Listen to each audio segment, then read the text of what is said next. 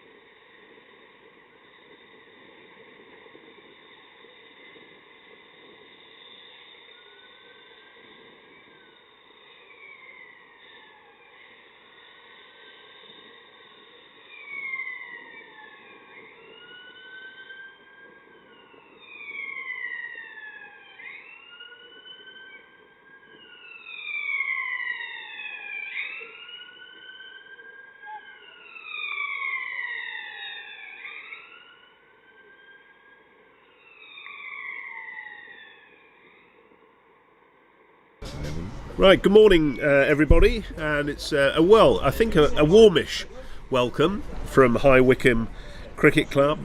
Beautiful ground in Buckinghamshire. We're here for England over 40s, playing host to Ireland over 40s, and this is the second game for England this season. Previously played Wales at St Fagans Cricket Club on the 29th of May and came out with a good win there. I'm delighted to be welcomed in the co-commentary slot by Alan Lewis, who's the ex-international Irish rugby referee and played also, I believe, 123 times for Ireland. 122. 122, thank you for that. So, welcome Alan. And Ireland have won the toss and they've elected to bat. So, looks like the umpires are just signalling to the players to get ready. So we're going to be ready to take the first ball. It's going to be James Hamblin who's coming in from the manor end. To Kenny Carroll.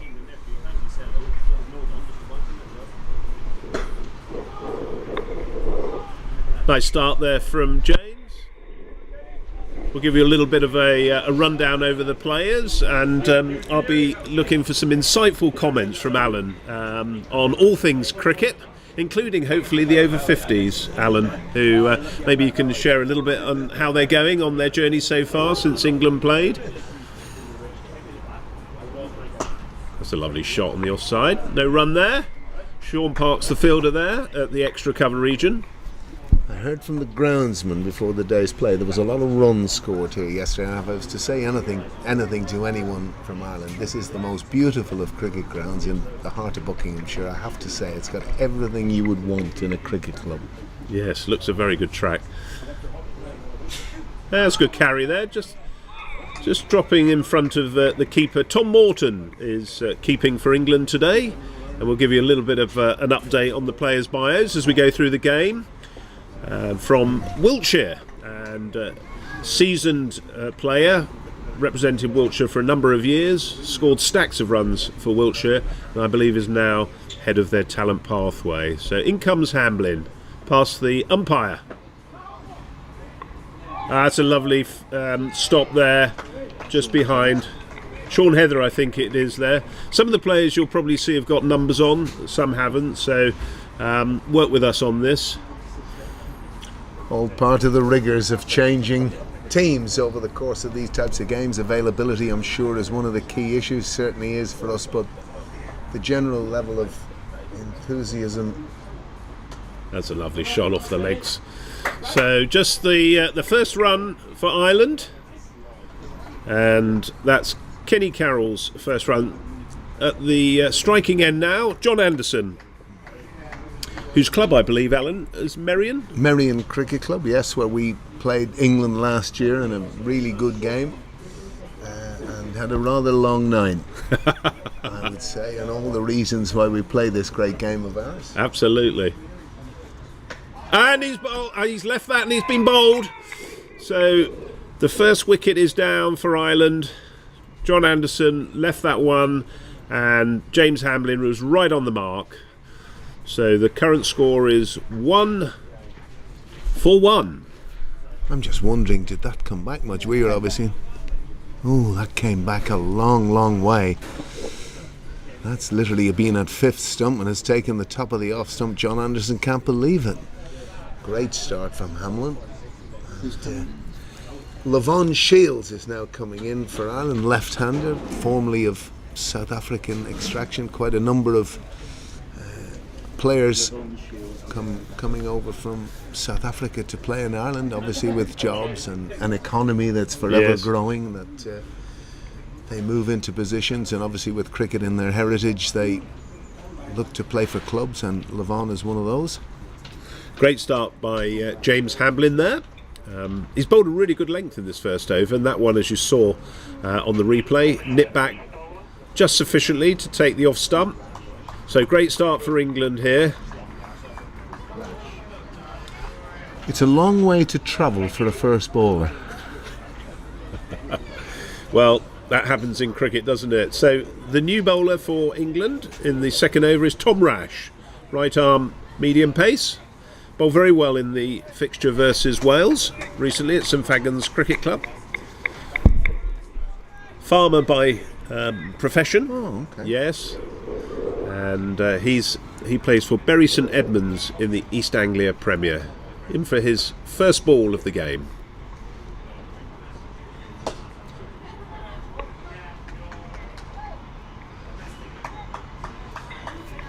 Kenny would be regarded as an unorthodox player. He hits balls to areas that you wouldn't think exist in a fashion that you wouldn't think exists in a coaching manual either. Very good hockey player, dual international. Kenny, both cricket and hockey. And his current job is as a development officer for Hockey Ireland. And got 100 at Uxbridge indeed. He's a very strong batsman. Nice strong stance there at the crease. Tall man, isn't he? Very tall man.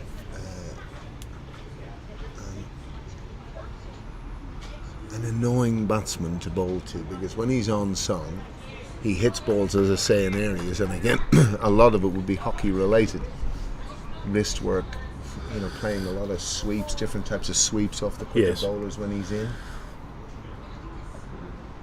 So very much a sort of Joss Butler equivalent if there was an equivalent. Probably with less grace, no disrespect to Kenny.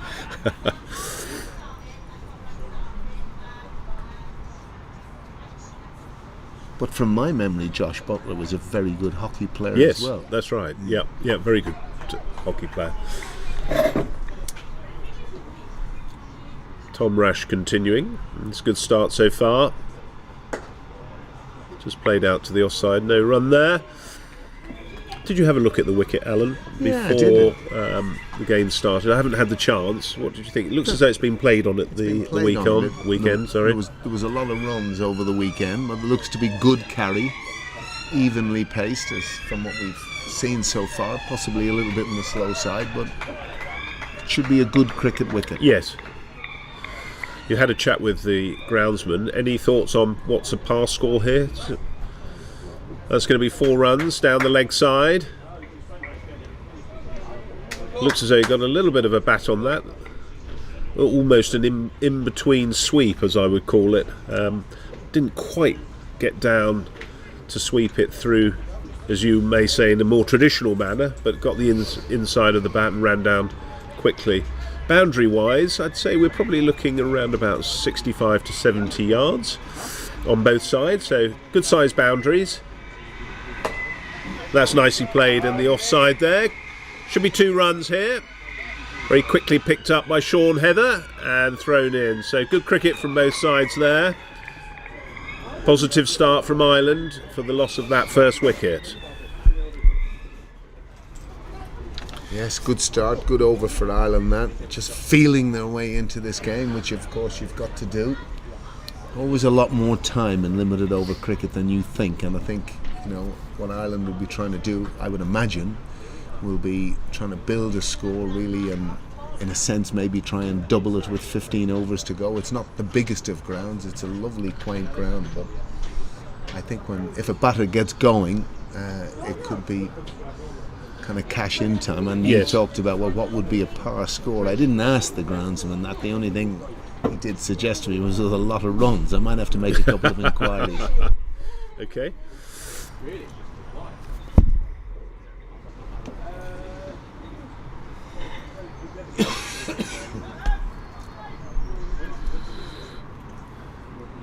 So Hamlin to continue.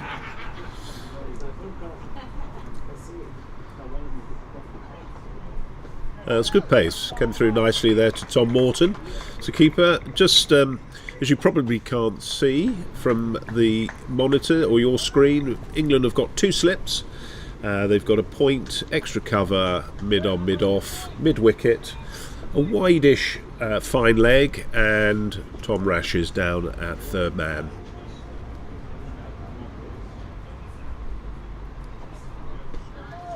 Pretty orthodox field really for the start of these types of games. It would be a field that you would commonly see. And again, in terms of defending, it's probably pretty difficult, I would imagine. Well, it's more the size of the ground. Yeah. If you get going, it's more the size of the ground. The outfield is like a rock. It's going to be a leg bye, so one more to the total, takes the score on to 8 for 1. Just give you a little bit of background as well. Power plays today are going to be between 0 and 14. That's the first power play. The second power play will be between 15 and 27 overs, and then obviously the third power play up to 40 overs.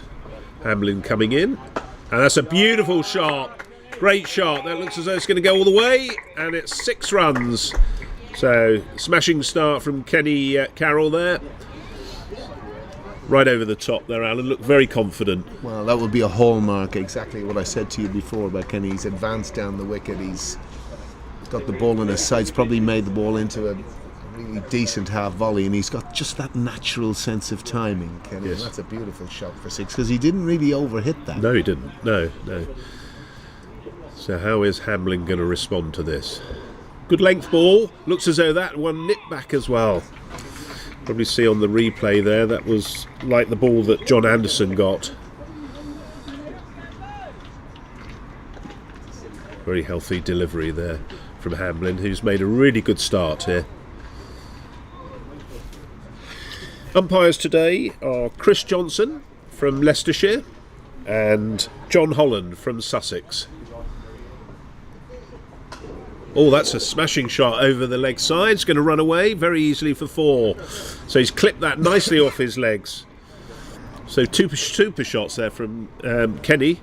Well, I have to say, how the ball before didn't bowl him was extraordinary. It must have cut back at least a foot.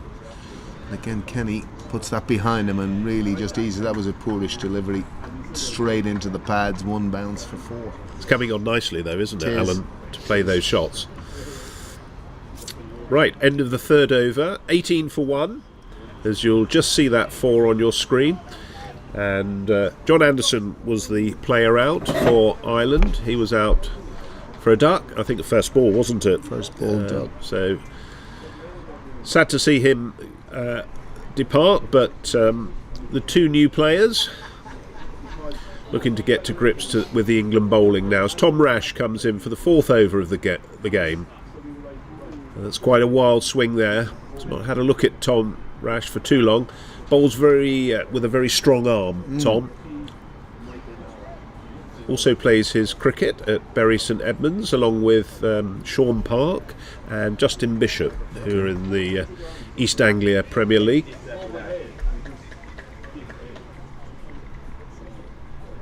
England have got quite a mix of bowling today. They've got some spin as well, so it'd be good to see that. Fuller delivery there. That's a wide, signalled by umpire Johnson, who's at the end closest to us. Should also say a few thanks I'd like to the England sponsors, Apex Group, Gentlemen and Players, Team Travel Management and DeLonghi, and of course, as Tom Rash comes in, that's got him on the legs there, but no shout for LBW there. And of course, we're being brought to you by NV Play, a great streaming platform which England seniors are using both at over 40s and over 50s as well. Which, talking of now streaming, Alan, I'm casting my mind back to last year, and I thought you had a fantastic setup at Pembroke Cricket Club.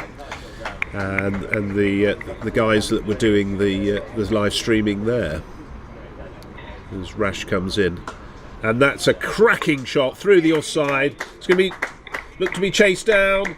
May just get there. No, it's evaded the slide from the England fielder. So 4 more to the total. That's an area of strength for Levon Shields. Really likes it out there and can get through the ball well. Through the ball well. That was a fantastic shot. And again, you've just got to bide your time, get in. Yes. Levon had a difficult weekend. He's involved in the club. I'm involved with him. So he lasted 3 balls over the course of 2 games of the weekend. So he'll be happy to get that one away. Well, if ever there's an opportunity to bounce back. And that club is, and that's another shot, same direction, and that's going to run away for 4. So anything short here is being pounced on. by the Ireland batters, looking very confident. Takes the score on to 23 for 1, with Carroll on 17 and Shields on 8. 27 for 1, apologies. Is that Phoenix? Phoenix Cricket Club. Okay. Yeah. Tell us a little bit about Phoenix Cricket Club. Phoenix is the oldest cricket club in Ireland, and it's about to celebrate its 200th anniversary in 2032. They've got ambitious plans. They'd like to see international cricket played on the ground. It's in the heart of one of the biggest parks in Europe, obviously the Phoenix Park, with a lot of history in it, would you believe? That's a great cut. Good effort there. I think that may be Sean Heather, who's the fielder there. Just got down there. Wasn't a catch, just dropped in front of him. One more to the total. And again, there used to be 22 cricket clubs in the Phoenix Park back in the heyday of what was our history, and then obviously Gaelic games took over and all that has to go with that, but there's a hive. There's 2 cricket clubs beside one another, Civil Service Cricket Club and Phoenix Cricket Club. But Phoenix would be in the Premier League. They're a Premier League team. Won the All-Ireland Cup last year. And that should be a wide, and that is given by umpire Johnson. So I've got the perfect person sitting next to me to actually give me a bit of history, which is wonderful. Yeah. So one of the most extraordinary features in Irish cricket at the moment is literally the growth of the game, and the hardest part of it is actually ground facilities. Okay. So a lot of because again, with the growth of the economy, a lot of overseas people have come in. There's been like Indian different type clubs that have set themselves up and got going, and now that can be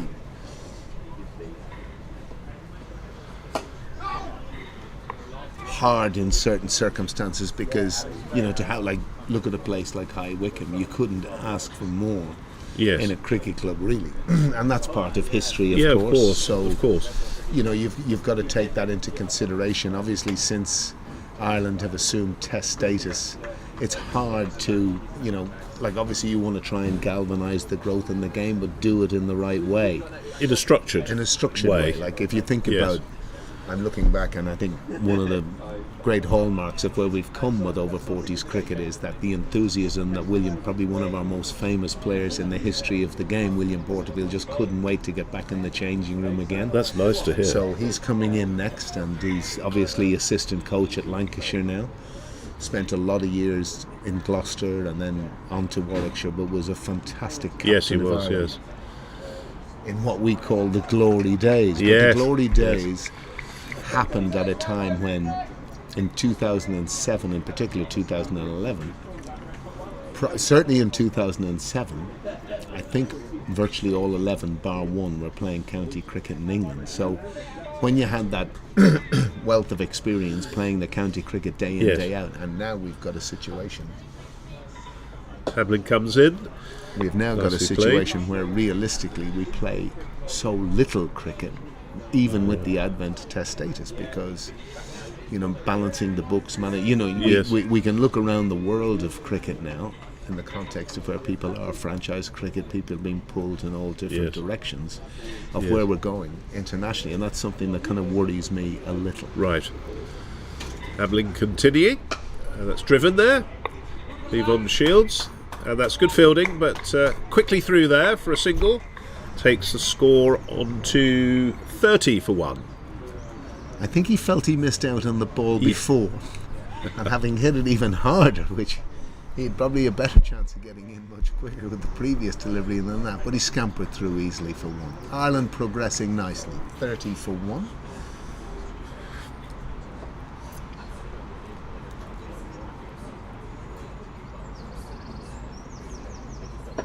And back to that, a little bit slower, that one from Hamlin.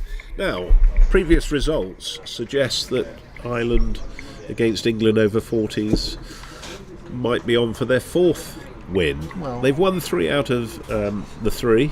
Yeah, we've been in the ascendancy in the short term, but I think the most important thing from an Irish perspective is the 40s cricket is growing, and obviously we've got Chris beside us here in terms of encouraging shot. That's a great piece of fielding there. Encouraging that process, and I think more of the focus, what we're looking for is the fundamental. Obviously you want to play properly, and I kind of, don't get me onto one of my burning subjects, but 40s I'm trying to touch 40s like cricket is a very watchable commodity. Myself and Chris have our feelings about what we feel about it. And again, the other side of things is just a bit shorter there. That's nicely played. The simplicity of, if you've got more and more and more, it's actually harder to get, the costs involved, everything is done voluntarily. And I actually like it that way. I like it that way because if there's a tour or something that can happen, I think we've got the Triple Crown going now. That's correct. Is largely, we've focused on ourselves in relation to that, to try and make that as a good a commodity for ourselves as it is. So we're heading up to Stirling in late July for that competition. And it was our first venture into it last year, and the boys just absolutely loved it. So that's good to hear. Created an enthusiasm of its own. So it's growing. We have one or two nice sponsors that have come on board, and no different to that. That it just has its own engine. Absolutely. And I think if we can keep that engine piece, you're nearly better being autonomous in terms of deciding what you want to do with your game. Tom Rash coming in, right arm. Still found a good length there. Just trying to tie up Livon Shields here. As Alan said, 30 for 1 at the moment.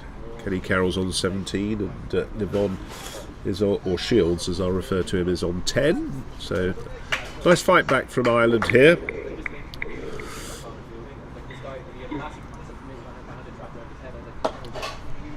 Didn't quite get all of that.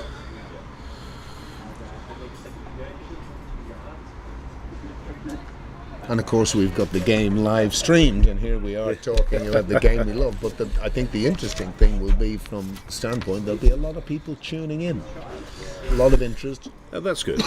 in Ireland as well. Yeah, because obviously, what you've got is. Well, we're very much indebted to Chris for having set up the whole NV play, and as we were saying earlier before we came on air, we're all volunteers and doing this for the love of the game. So whatever we can do to raise alongside, concurrent with the standard of cricket, when you get ex-internationals playing cricket and commentating, it obviously is going to spawn that enthusiasm from players who may have said, well, actually my playing days are finished. And this is probably an example of, no, they haven't finished. There's lots to offer. Well, last year an indication would be we had 8 former internationals playing against England last year in Merion, and they all wanted to play. That was the big thing, and a lot of them had played. Obviously the engine of Ireland playing England, it's no different to Cheltenham. Whether it's horses or soccer games, rugby games, it's all the same. We'll run through the Ireland team in a minute as Rash comes in. So pretty reasonable figures so far. 0 for 17. On this wicket, I'd say that's pretty good. He's in his third over. Does run very quickly. England being captained by Darren Stevens today. And we'll run through the England lineup as well. Darren seems to be the ambassador for over 40s cricket. Of course. I think worldwide. He played first class cricket into his late 40s. Yes. And still performed very, very well. Although I don't think he bowled in either fixture unless back is gone.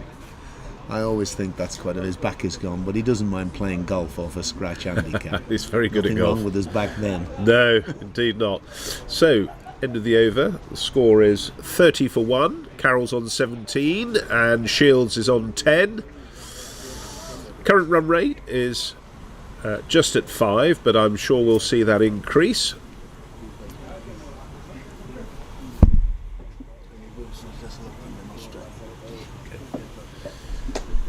And that's out.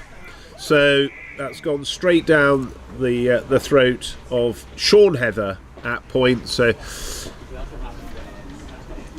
second wicket down for Ireland, and the score is on 30.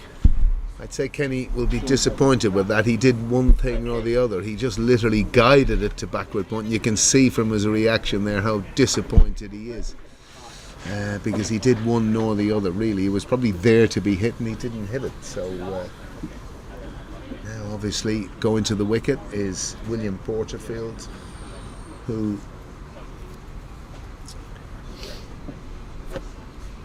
is one of cricket's great guys. I don't think he would have an enemy in the world of cricket anywhere. Obviously captained Ireland through 2 World Cups, came in 06, and funnily enough, not that he has it on his jersey now, but 06 was his number right throughout his international career, and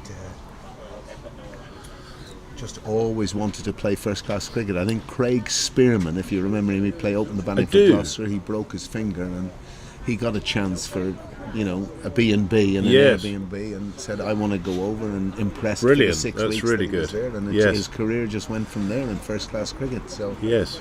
and now obviously he's got an assistant coaching role in Lancashire, which he's loving, and he's doing all his bits and pieces with that. But you know, he's a really good guy. Well, Hamlin into him. First ball. That's going to be look like a leg by, but we'll just wait for the signal from the umpire. Yep, that is a leg by. And I see he's sporting what I think is a Newbury bat. He is. He's sporting a Newbury bat. From Kent? From Kent, yes indeed. I think that was part and It parcel of was. his deal when he was playing. Yeah, I think yeah. he spent a lot of time actually with Gray Nichols. Richard Wonderful Gray. bats, though. Well, as are Gray Nichols, but that's nicely placed. Great fit piece of fielding there from Justin Bishop, just out of your screen. Picked that up one-handed. Interesting change of tactic from Darren Stevens here. He's pulled out that short extra cover to cover off that area that Levon Shields has shown some strength in, and you can see he's been that little bit more circumspect around his drives as a result. So he's just dropped that slip out into that kind of short extra covered area. That's a great piece of fielding as well.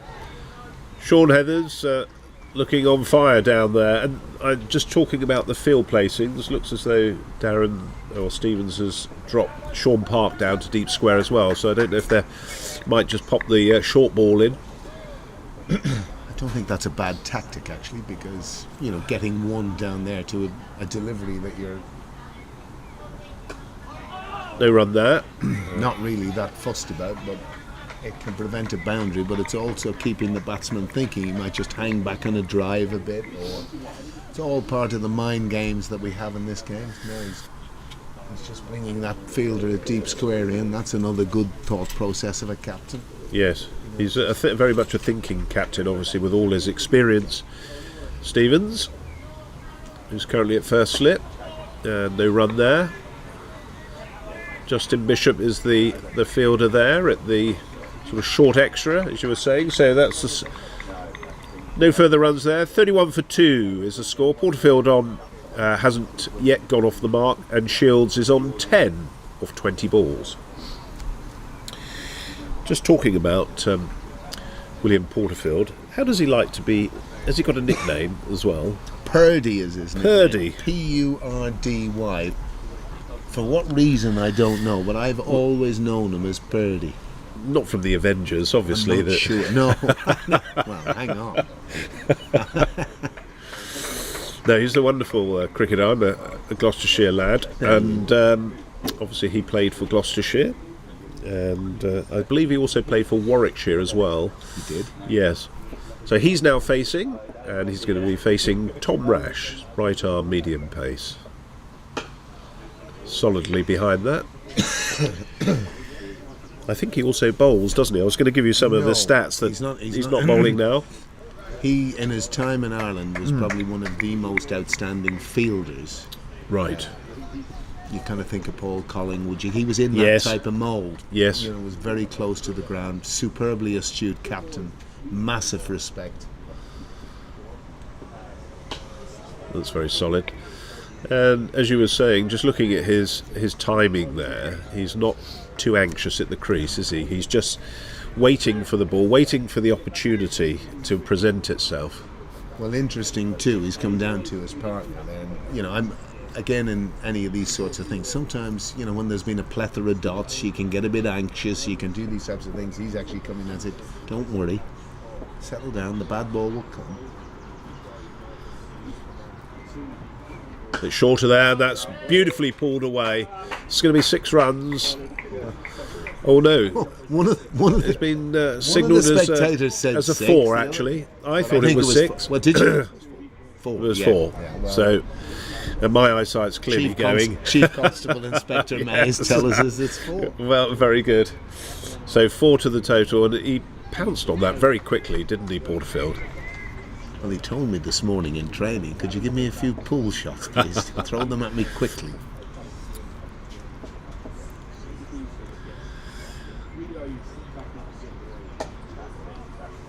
A little bit fuller there from Rash, but trying to just pull Porterfield into the drive, maybe a bit uppish. There is a reasonable cordon there around there. Sean Park is a very good fielder, a very agile fielder at extra cover. Usually keeps as well, but England have got quite a lot of wicket-keeping stock. There's always good wicket-keepers in England. There's just a plethora of them. And it's a wonderful skill. I was a dread, whenever I took the gloves to just even try and practice it, I think you're either natural or you're not. And yes. I remember watching that masterclass on Sky by Jack Russell. It was an absolute thing of beauty. Yes. And we played against Gloucester many times. Yes. When he was behind the stumps. Yes. Just the noise, just the ball into his glove. It just cushioned into his gloves. And it's not effortless, isn't it? Effortless, but effortless. You were always very conscious where you were, particularly the balls down the leg side. Because I actually reckon Gloucester bowled for those. Oh, okay, yes. And there's a shout for LBW there.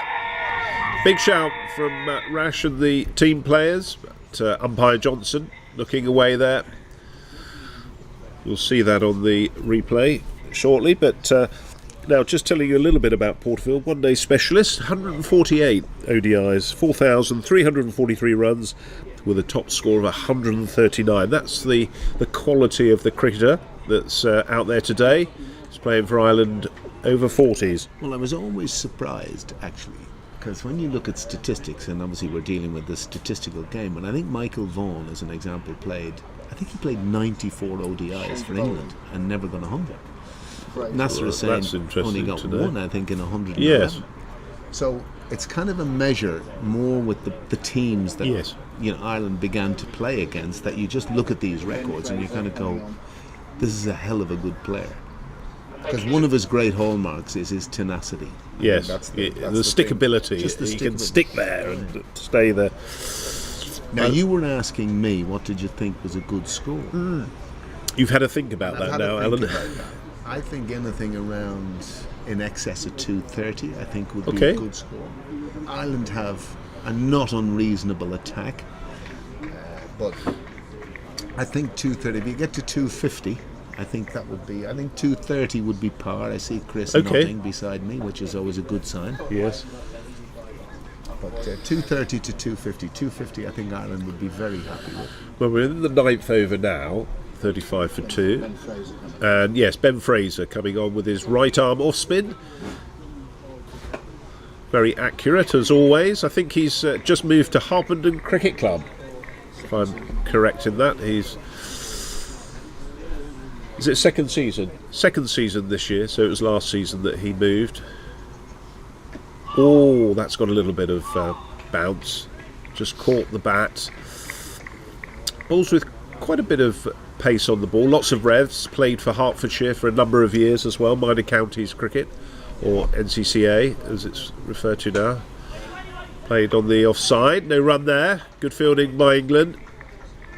I think that's Sean Heather who's in the extra cover region. Very athletic, agile cricketer. Justin Bishop, mid-off there. Just mopping up there. You feel something could give here. I just have that little feeling. There's been, I think, possibly 10 or 11 dots to the ball. He's looking very aggressive there, looking to attack the bowling. I think with Fraser, one thing I've noticed, whilst he varies his pace a little bit, he's very accurate. That's a little bit of a release of pressure there for Shields. There's one more to the total. Brings Porterfield onto face. End of the over. Yes, score's moved on. Now, 35 for 2. Okay, we've got a change of bowling as well from the, I'll call it the commentary end or the pavilion end. Well, we've got the manor end. That's right. Yes, we know that. And the pavilion And the pavilion end. Sean Heather's going to be coming on. So, Stevens has quite quickly turned to spin. Oh, he's a little bit more seamy, is he? Yeah. Not too much of a run up there. Plays in Sussex for Middleton Cricket Club. Very fine cricketer. Scored a lovely 89 runs as well. It's a very fine batsman against Wales at St Fagans. One of the things I've noticed, Alan, between being involved in the over 40s with Chris and the over 50s is the speed of play. The dominance of the batsmen over the bowlers. They look to dominate very quickly and early on. Whereas if you get progressively older, you tend to be a little bit more, I wasn't going to say circumspect, but you're a little bit more thoughtful in what you're playing as a shot, and everything's a little bit slower, but it's still very determined. I don't know how many of the England over 50s are playing cricket regularly, week in, week out. That's a smashing shot there. So leapt on that very quickly and punched that through the offside for 4 runs. But it's certainly one of the difficulties that we face, because there's no one really playing any sort of cricket week in, week out. So it's been harder to assemble. Right. And again, the pool is small, and obviously what we've tried to focus on a lot more is... This is you're talking about the, and that's nicely driven. I'm talking about the over one-handed 50s there. Yeah. But certainly in terms of developing the pool of players right. in over 40s, many of them are still playing, like, obviously, well, Purdy isn't playing, Levon is playing, John Anderson is playing, Kenny Carroll has played a bit. He's terribly tied up with hockey now as a development officer, but, you know, would still play a little bit. And again, I think when you're in the middle more often, be it bowling, batting, fielding, it's just better. And myself, and you know, again, I've spoken to Chris a bit, we talk about the watchable product. And people have different kind of trends in it. I see, Chris was mentioning earlier, Australia talking about an over 55s league. Yes, that's something that has come in. I think people have got their views on that. I actually say as you get a little bit older, it's got its problem. I think there is a big disparity between a 50-year-old and a 59-year-old. And I play myself in the over 50s ECB comp, and I've noticed just this season, no shout on the bowler for LBW there, going down the leg side, there is a massive difference, and it's not always a level playing field. Now, whether that's what they're aiming for, I don't know, but obviously it's going to increase. They say, I think in Australia, more people coming into the game, and that one's gone down the leg side.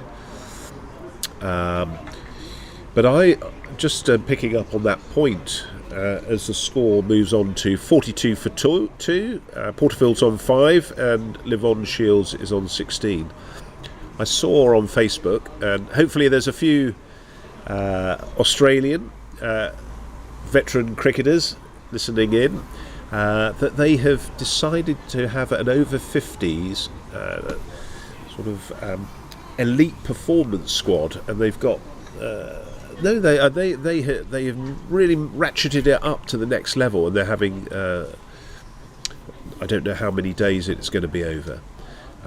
They've got Chris Lynn involved as a batting coach. They've got various people involved.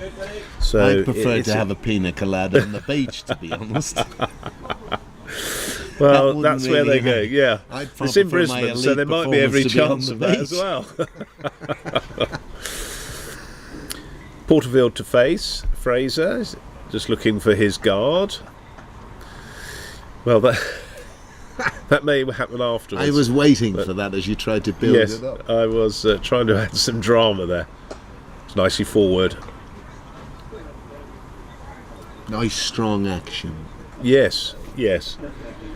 No, he's a very reliable bowler, Fraser. Bowls with those sunglasses on. Oh, that's just turned away. Maybe that's a little bit of what you were saying, a sign for later. Tends to open bowling in the 50 over format. Oh, that's interesting. Chris has just said that Fraser does tend to open the bowling in the 50 over format. That's got a little bit of bounce as well, didn't it? You see how quickly Porterfield was back on that, though. He sort of goes. He's not rigid in going forward, is he? He was back on that. Well, it's the first ball he's bowled that the batsman's come back to. And again, no run there. And of course, that's something that a spinner loves. The one that might just kick on. Oh, a absolutely. bit quicker and it's on top of you before you know it. Stevens at first slip, and still a fairly orthodox field. Oh, that's a good chance there from went very quickly to Fraser. It's going to be the 2 runs to the score, but hit very hard there by Porterfield. That would have been a hell of a catch. And it was hit very hard. And I think he's still down. Let's hope he's not I injured. think he's okay. He's I think okay. It's a battered pride, maybe. Yeah. Battered pride. Have you noticed down at the far end of the ground? Obviously, our camera won't take it, but there seems to be a mill in the garden. You Yes. see that circular Yes. mill? Was this an old Looks like an old water mill, doesn't it? water mill of? We might have to Google that for you, Alan, and find out the history. The history of that. Maybe a yarn business or something like that. We don't have Zolts from the TMS, but I'm sure we can do a bit of Googling. It was a bit of a TMS moment. That's a tease, isn't it? That you've Heather to continue. Shields hit that very hard, but that's a great piece of fielding there. Stevens diving to his right, mid-off, the captain. The other part of these pink balls is they travel harder and further. Okay, That's what the boys are saying. a little bit shorter, but just wobbled on the ground past Park's hand. That's going to be a single to the total, bringing Porterfield on to strike. Takes the score on to 47. So fast approaching the 50 for Ireland.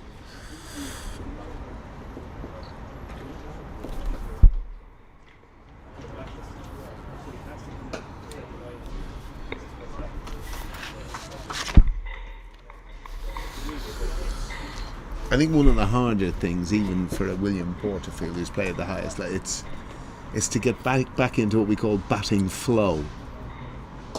Yes. He was through that shot a little bit quicker, but it still went to the boundary for 4. By his own admission, he was through that a little bit early, I'd say. I think that was desperation isn't the word for it, but he's just struggling to get the ball onto them at this flow that we talk about. And as a batsman, when you get it, it's the most comforting feeling. It is, yes. And rewarding. And very rewarding. A little bit fuller there. That's very nicely bowled by Heather.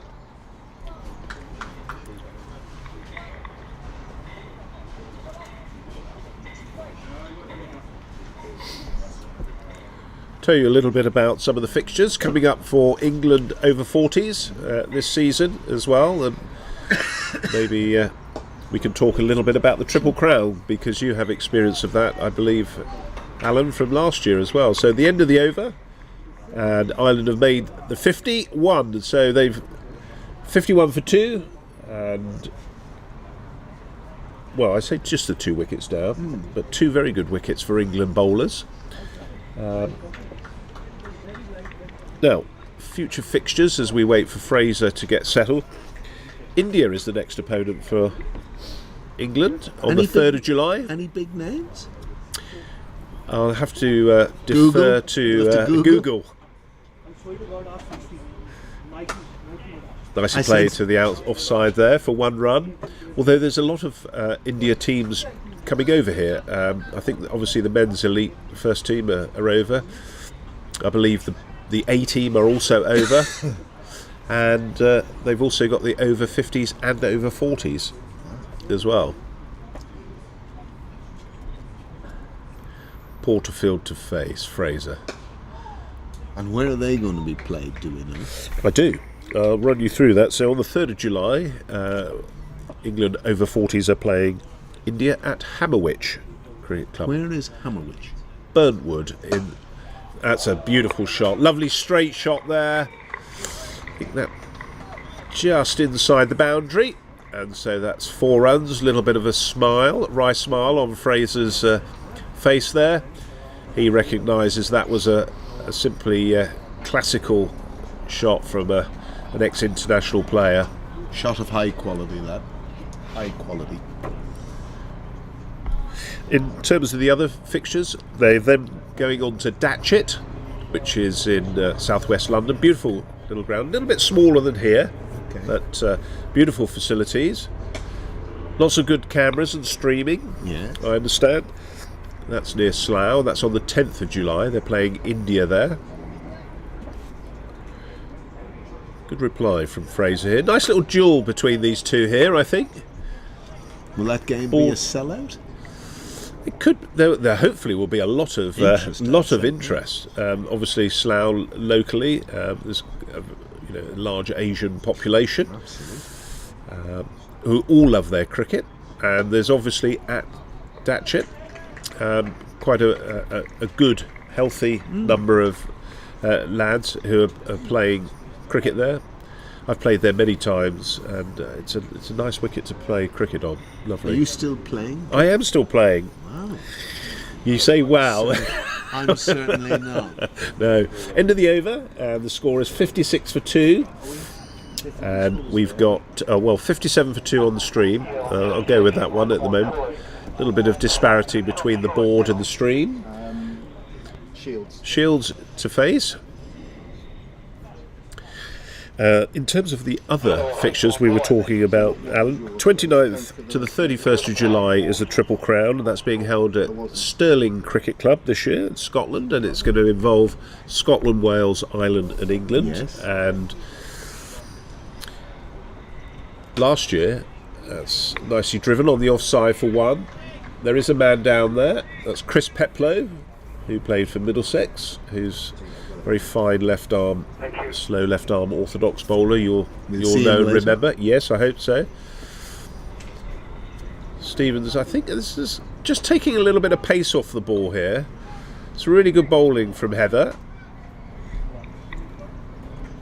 And he's resisted the urge to put someone deep as well on the long off, which I would imagine is one of Porterfield's shots, because as a quality batsman he plays through the line, doesn't he? Look at that. That's just driven beautifully. He's not going to get that. Oh, he is. Oh, it's just crept under his legs. So, valiant effort from Peplow there. That would be a very good example, though our viewers won't see it, where the legs want to go, but they don't. Yes. Peplow struggled towards the end of that chase. He's a tall man, isn't he, Chris? Peps is his surname. Likes that. Full toss, put away. It's gone down to Chris Peplow there, who should pick that up, which he does reasonably comfortably. It gets the ball in. Had a nice chat with Peps, came and did some commentary, a bit like yourself, Alan, good. at the Wales game. Really good, insightful way of seeing how professional cricket runs. He's now a master, I think, in charge of cricket at the John Lyons School in London. That's a full toss. Hasn't quite got his length there yet. It's just varying a little bit, Heather. He's bowling a lot of those, actually. He seems to rolling the fingers over. Yep. Very clever, because he's obviously got his cover fielder much straighter than you would normally expect. He's just to the right-hand side of extra cover. And then he puts that slightly quicker, more orthodox medium pace ball in.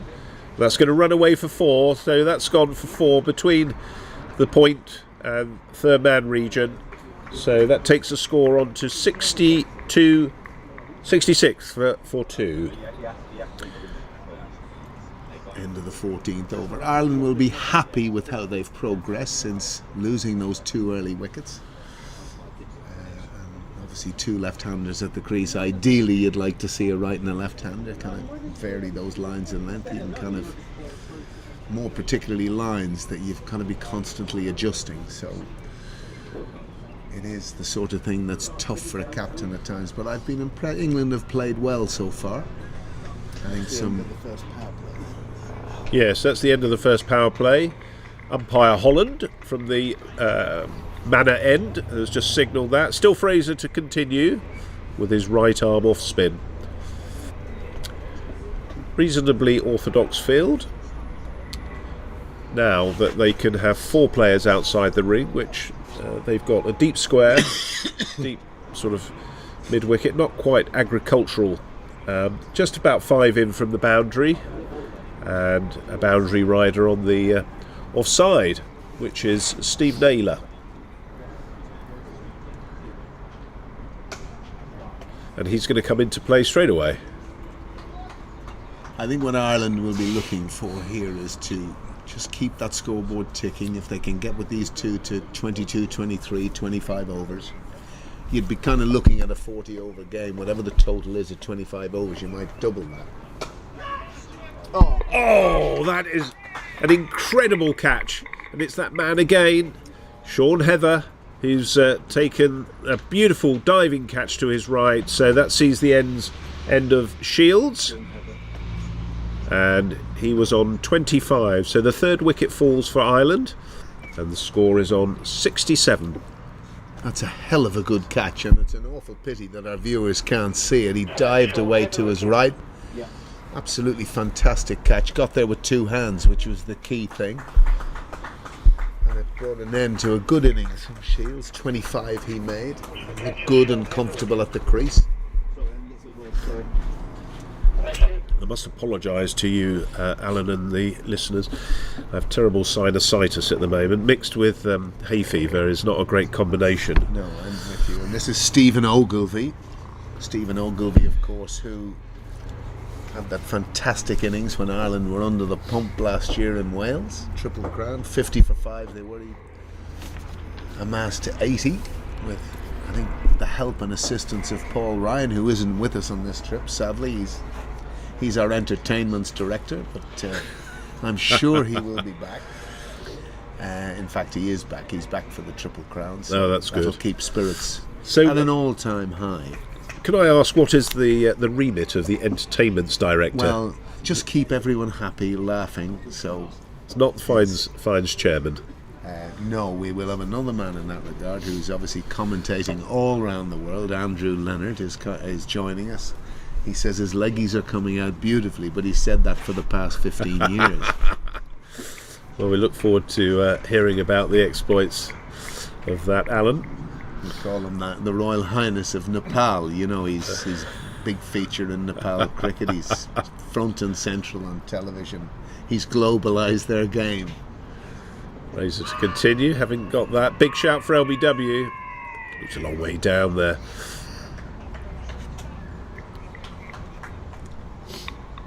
I don't think he's shy on having an appeal or two, Fraser. Probably not, I'd say. They might be doing him an injustice, but is a very assertive bowler. Likes to obviously dominate the batsman as well. Well, there's not a huge amount can go wrong with his action. A very compact action, as you say, bowls at a good pace. You know, he's always very accurate as well. At the bat. Yes.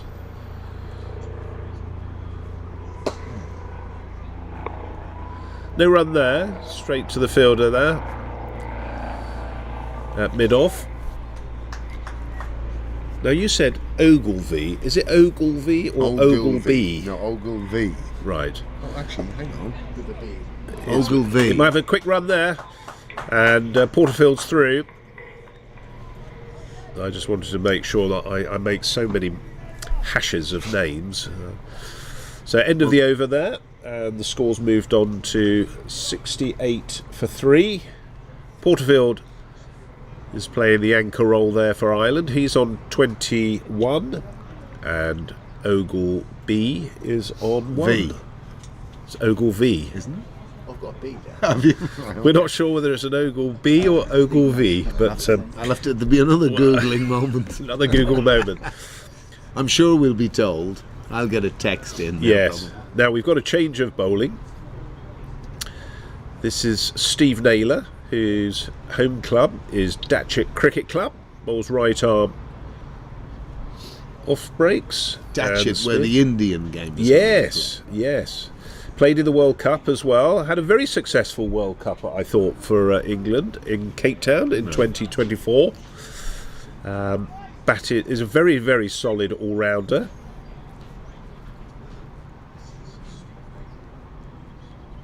As he just gets ready, he's going to be bowling to Ogle B. A little bit shorter on the length there, just tucked away on the leg side. One run, quickly through there. Brings the left-handed Porterfield onto face. Naylor. Not much of a change in field here. Still got the man out deep on the square. And Chris Peplow, who's at the deep extra. So just trying to contain here Porterfield. Stop the singles. Maybe put a bit of pressure on him, Alan, just to see if he'll go over the top. Oh, that looks as though that was a drop. Seemed to have gloved that all right. And it's very interesting, if you look at the field, It was a sharp chance. Everyone's quite straight. You know, normally you'd see that backward cover point being maybe 5. Was just going down the leg side. It was a sharp chance there. But again, those are the chances that you've got to really take if you want to get a class player out like Porterfield. It would have been a very good catch. Oh, yes. It has to be said. They're hard to... They either Underneath stick almost, those or they don't underneath. Yeah.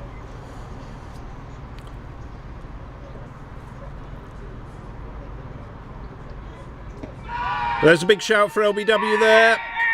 Did come a long way forward. Just looked to be playing round his pad there, Ogle B. Wasn't that the interesting thing with the introduction of DRS? That Tufnell, I think, only got 7 LBW decisions in 100 and something wickets. Right, Whereas Graham okay. Swan, a third of his dismissals were LBW with DRS. Okay, that's interesting. I hadn't picked up on that. That's good information. And batters had to very quickly learn to play a lot more with the bat. Yes, yeah, rather than just lunging forward with the pad. It's a good start from Naylor here, and that's the end of the over. So just the 2 runs off the over there. Okay, Alan's just going to go and have a little rest break, and we'll catch up with him shortly. He's going to be off on Google. Just to go through the rest of the fixtures for England over 40s, we've got on the 21st of August, England Lions are playing the MCC at Cricket Hollow in Hartlepool, and finally, as Fraser comes in, and that's a shout for LBW, certainly leaving umpire Holland unmoved. On the 3rd of September, England are playing Wales in a T20 doubleheader at Hammerwich Cricket Club, where they're looking to, well, they certainly will be playing on the 3rd of July, subject obviously to the weather. So a really action-packed agenda there for England over 40s. All that's popped up in the air, but it's gone to the player at long off. Looks like Sean Park. It is, who's just come back up into the ring.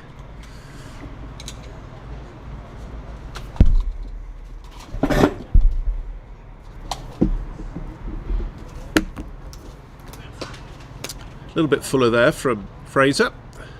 Full toss there. Single there.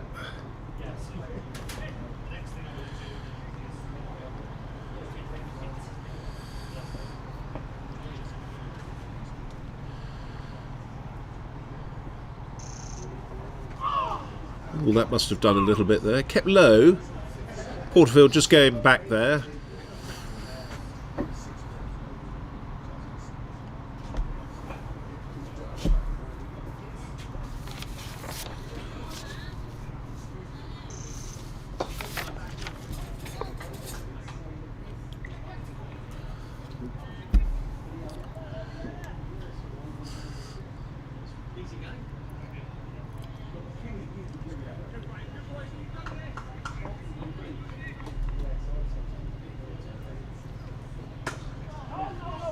Cut to the point region. No runs there. Steve Naylor quickly threw that to Ben Fraser, and that's the end of the over. So score is moved on to 72 for 3. Porterfield 23 and Ogilvy is on 3. Just slowed down a little bit the pace of play here with the slow bowlers. Naylor continuing from the pavilion end.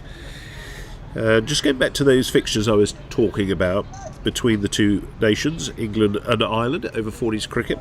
On the 31st of May 2023 at Uxbridge, Ireland won by 53 runs. On the 1st of August in 2024 at the Triple Crown at Newport Cricket Club, Ireland won by 41 runs. As Naylor comes in, and he's chopped on, I think, or he's been bowled, but from where I am, looks as though he chopped on. So that's the 4th wicket down for Ireland. Great bowling from Naylor.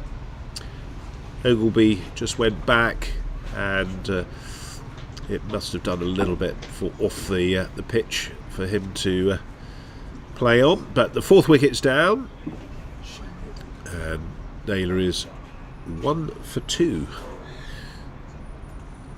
This is Etisham Ahmed.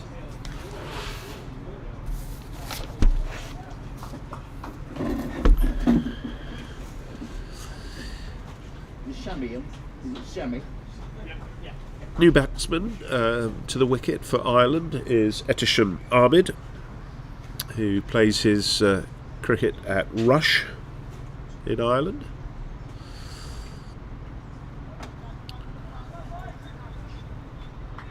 So good start by England here. Alan shouldn't have moved, actually. He was when things are going well, I guess you don't move, but 72 for 4 is the current score. And then just completing the fixtures, the 3rd fixture that Ireland won against England over 40s was last year, 22nd of August at Merion Cricket Club. Quite a high scoring game there. England, as Naylor comes in, it's nicely forward, doing a little bit there. A little bit of pad there. England scored a very tidy 262 for 5 off 40 overs, but Ireland chased them down 263 for 5 in 38.1 to win by 5 wickets. That's good flight then from Naylor. Looks in reasonable form. A man who's had a little bit of an injury with a hamstring niggle, so good to see him very much back in action. And welcome back, Alan. Sorry about that little temporary break. Glad to be back, and sadly the dismissal of Stephen Ogilvy. Yes, I was just saying, actually, with you moving, that was that brought about the wicket, or you went after the wicket, but yes, that was a shame, wasn't it? Did we get clarification on Ogilvy or Ogilvy? Not just yet. Okay. But I think it's V. I'm going to go with V. Tell us a little bit about your role then, Alan, with the team today. My role is kind of... No run there. Coach in a very illiteral world, because what am I going to say to William Porterfield? That's right. But largely assisting. With Greg Mines, who manages the... There's a little bit of turn there. Yeah, just very cautiously coming forward there, Ahmed. The logistics, and anyone who really wants any form of assistance or any of those sorts of things. But these guys know what they're doing. They're experienced players. Yes, it's more really to make sure that we try and build a profile of 40s cricket. And that's what we're in the midst of doing at the moment. And having somebody like you, someone who's played the game, who's a figurehead in the cricket. It's nice to build relationships for the guys, isn't it? Because you want them to keep coming back, don't you? Well, I kind of think one of them. I played in an era where we played England amateur and all those sorts of things. And that's a great piece of fielding there from Sean again. He looks made for that role in that sort of short extra. This is going to be a nice contest, actually, between Porterfield and Fraser. And he's been bowled, so a quicker one got through from Fraser. Looked almost like an arm ball there. Porterfield went back, and that's taken looked like his leg stump. I think the two features of those last two dismissals, it actually looks like a wicket that's hard to cut on. Again, I think Stevens probably should have been one he come forward to, and again William Porterfield there as well probably should have come forward to that, but again that little bit tied down in particular situations. So Ireland now in a bit of trouble. And this is Conor Kelly coming to the wicket. Played a lot of representative under 19 cricket. Didn't press on from there. A very, very good club cricketer. Plays his cricket at Clontarf, I believe. Yes. So 5 wickets down for Ireland. 73 is the score, and Porterfield went for a well-placed 23 runs. Looks a solid unit. Hits the ball hard, I would imagine. Well, he's a clever cricketer, Conor, is what I would say. He's a very underrated cricketer, in my opinion.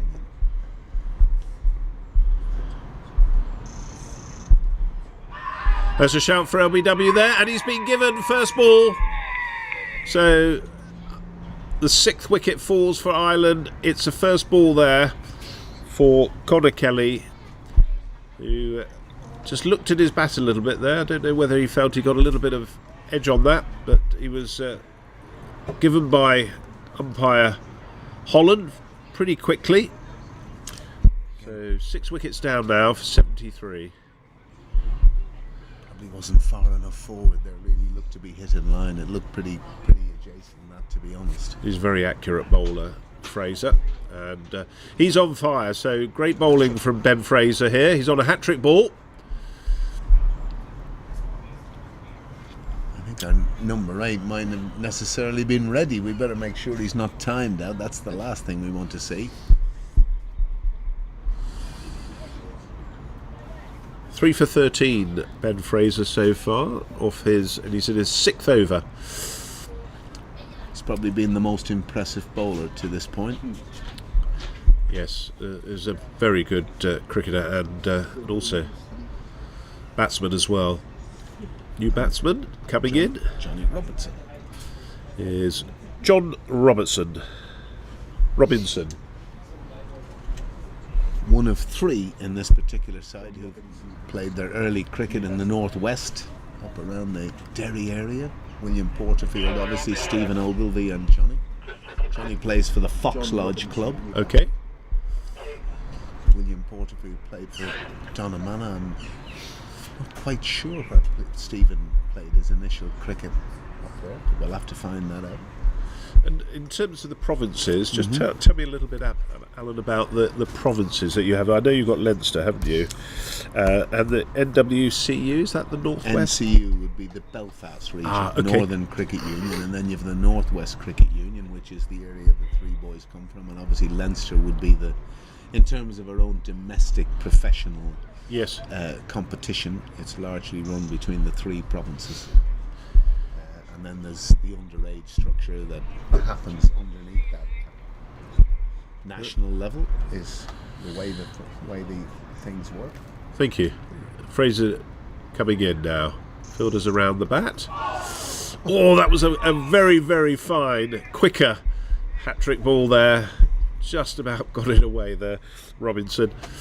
I don't think he had a clue where that went, to be perfectly frank. Atishan Ahmed, who's... So Ahmed to face.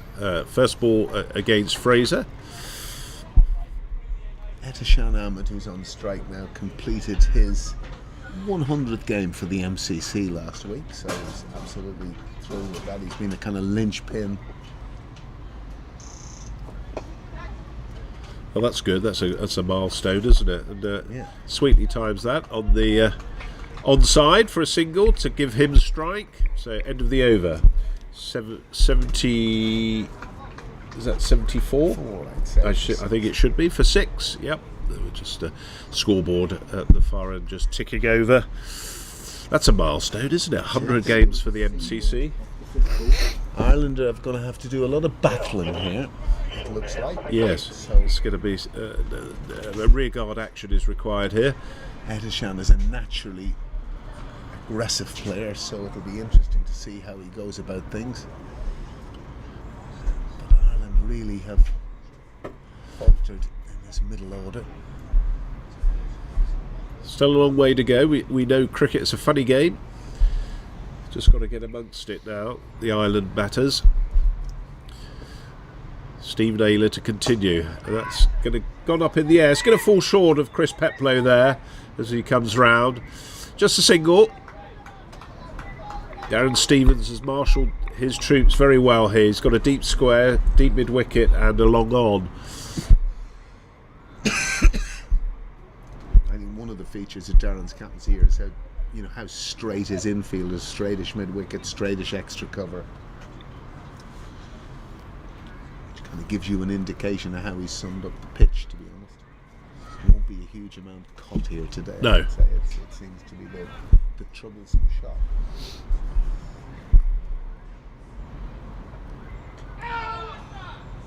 Good take from Morton there and whip the bails off.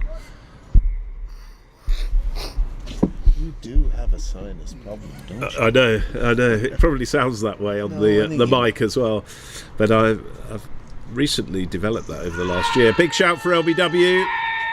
Looks as though that was probably going down the leg side. When it gets hold of you, Alan, it really gets hold of you. Naylor's just coming round the wicket now to the right-handed Robinson, and that just popped up a little bit. You can see it's gripping a bit, can't you? Yes. When he's coming round the wicket, it would have been hard for him to, I would imagine, that pitched outside leg, that last big shout. He's got a lot to do.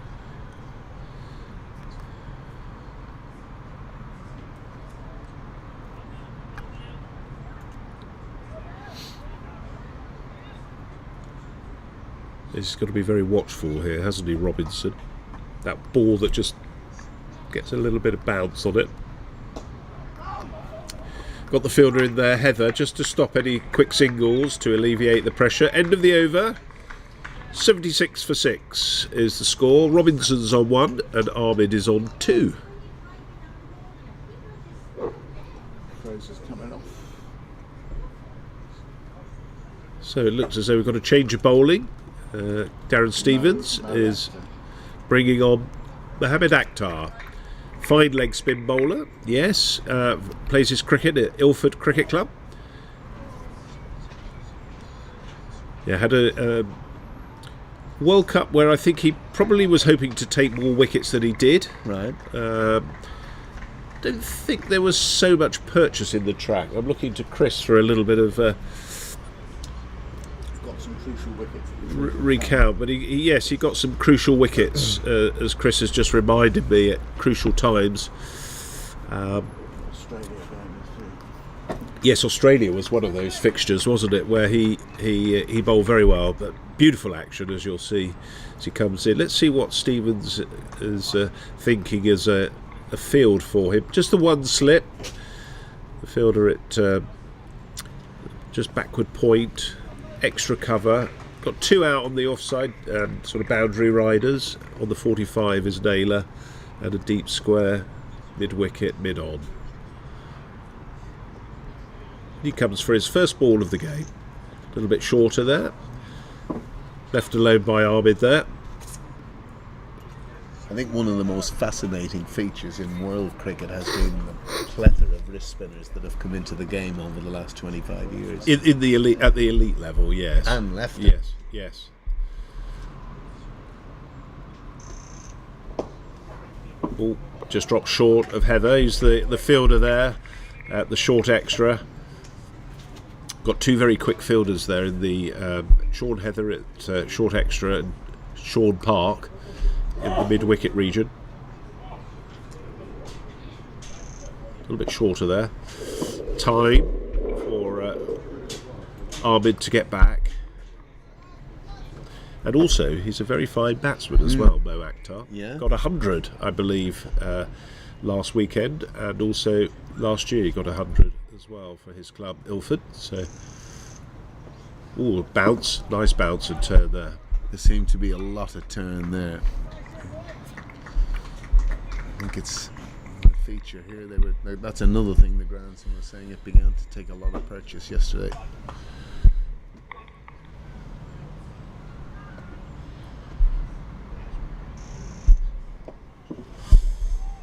Wondering if England might bring in another player on the short on the gully region, just to negate that. Well, to try and look for some of that bounce and, off the edge. Chris Peplow will probably come into the action shortly. A little bit shorter there, just played on the onside. So 1 run to Ahmed there. Very watchful. That's the end of the over. Scores moved on to 77 for 6.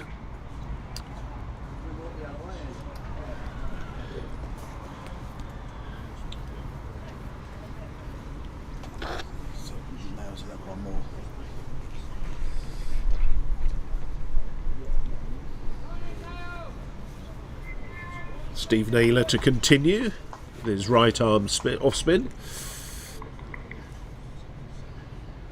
21 overs gone. We're playing a 40 over game, slightly reduced from the 45 due to rain as he comes forward. That's gone up in the air. That's a great catch. It's that man again, Lucky Heather, who's in that mid-wicket region. It's popped up, so Ahmed's out. Didn't quite go through with the shot. There was a little hesitancy there, but pounced upon by Heather. So that's the 7th wicket that falls for 77.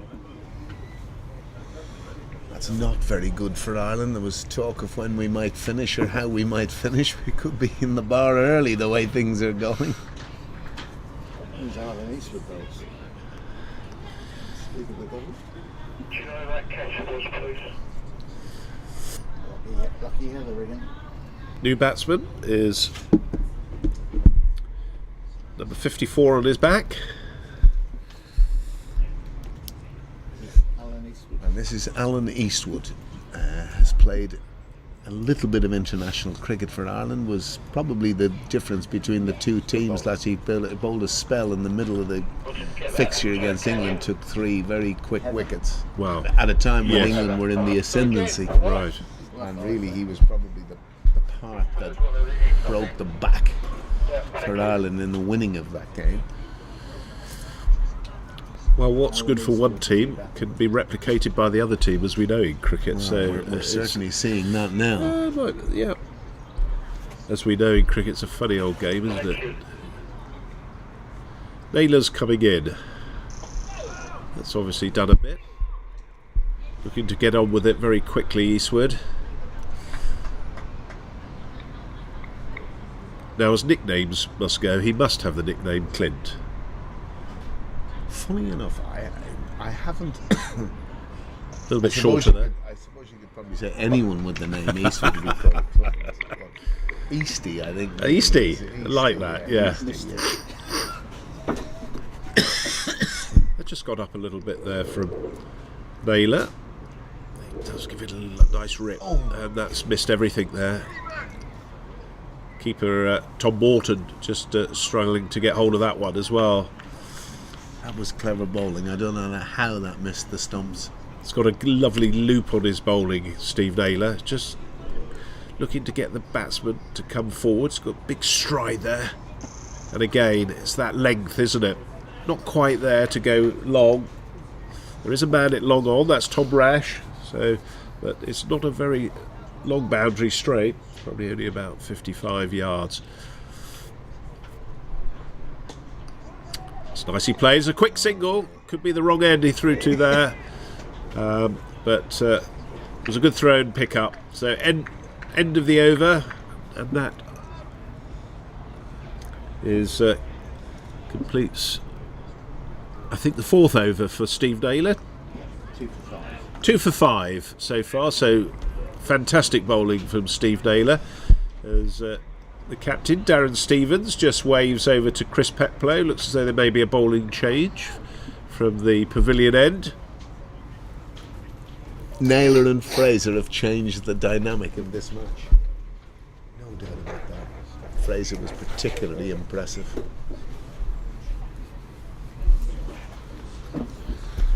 think England have probably one of the strongest over 40s sides I've seen today, with the amount of bowling, the variety of bowling that they've got. I sense they were smarting from previous fixtures. I think Didn't have the options like the spin bowls last year. We had off spin. Mo didn't play much. Had no left arm spin last year. Although I think one of I guess the measures of cricket over 40s is the quality of the batting you get as well. And I have to say the Wales game, as I said earlier about Sean got a good 89, but I was really impressed with James Duffy, who got an 89. He was outstanding, just hit the ball so hard. Left-hander, like Porterfield, you could just see that nice, clean, crisp hitting. Put away the bad ball. That for me is a sign of real quality. yes. And anything loose, pounced on. Is he playing today? No, he's not playing today. That's been driven straight. Sean Park's the fielder there. He's got his fingers to it. Saved a certain 4, but just the 1 run. That would be a large part of Alan Eastwood's armoury, that shot there. It wouldn't be described as cultural. Now I noticed that Darren Stevens just adjusting the field there. He's brought in Naylor to a sort of second slip, which I think is a really good move actually for that one that just pops up there off the outside edge. No run there. He's always tinkering with the field, isn't he? He's always very aware and astute, Stevens.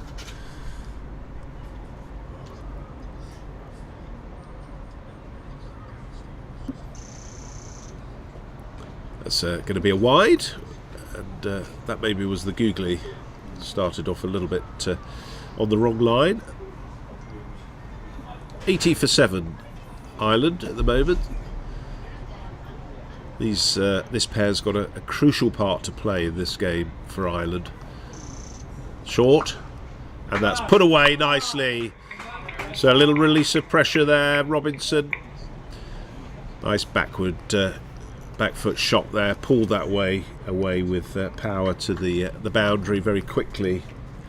It's the first boundary for some time, has to be said. Petlow coming on. Yes, Chris Peplow is going to come on for Steve Naylor with his left arm orthodox. Chris Petlow coming on, I think. He again bowled very well against Wales. I was pleased to see, just while we're talking about general standards of cricket, Wales had some new players that have come in, and they looked really, really good. There was one lad who played previously for a couple of professional clubs. I forget his name. I think it was Daw, wasn't it? But he played beautifully, got a 50, bowled like Timmy Bresnan. Do you remember Timmy Bresnan when he bounded in? Yes. And bowled a good pace. I'd say he bowled in the mid-70s. Did he? Yep. And he was a real find for Wales. So I hope he continues to play for Wales. Well, we'll see that. Hopefully he's travelling to Stirling in a couple of weeks' time.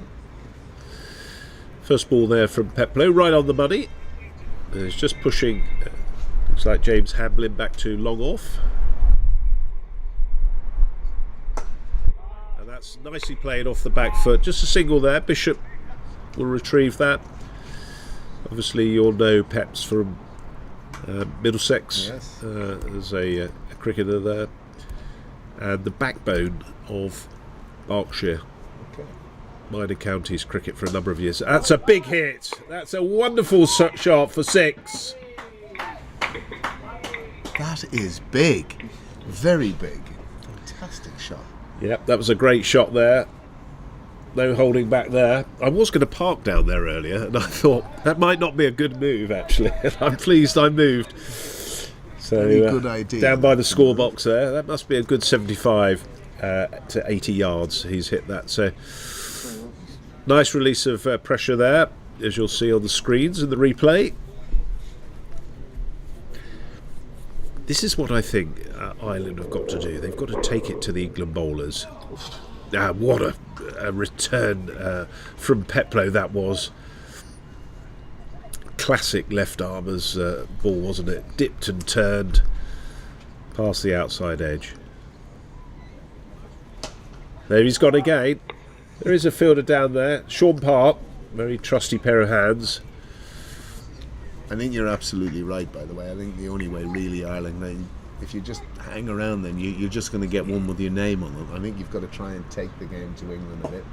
Correct. At this stage, because we've seen what the pitch is doing, and again that's very good rear guard action, because obviously any thoughts of the original totals we were thinking of for Ireland? No, we might hold you to those, Alan. And, well, I know you probably are, but I think what you want to be trying to do is to potentially have something to bowl. Yes, exactly. Yeah, there's still plenty of runs in this track, and I think with the boundaries being reasonably short in some of their hitting arcs, especially for Robinson over towards the nets there, that's going to be very much, if he drops it short, Mo Akhtar, where he'll be looking.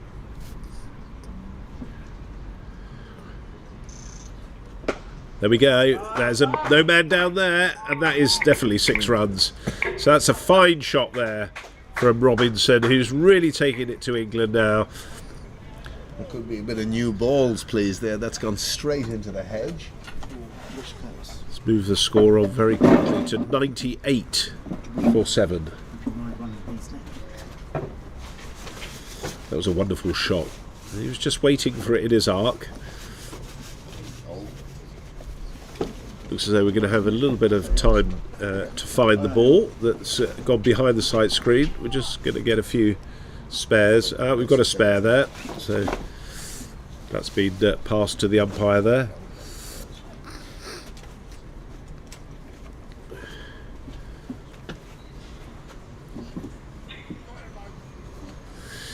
Let's see how Mo Akhtar can reply.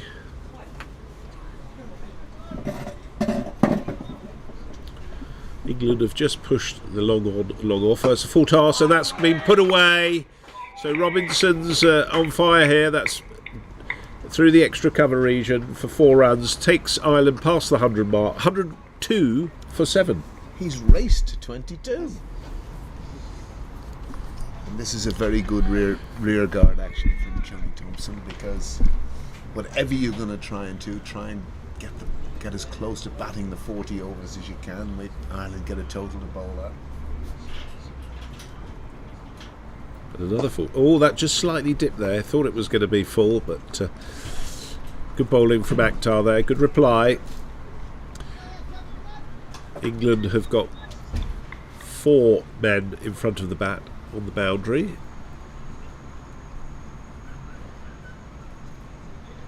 And that's a game well bowled. Looks as though it's going to be a full toss, but it's not. Just dips just beforehand.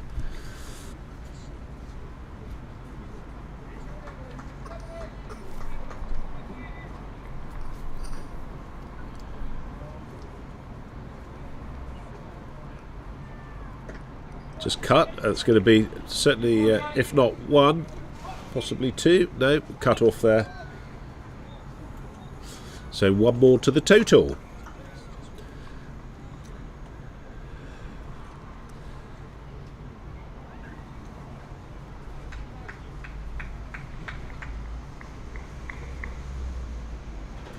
Eastwood to face.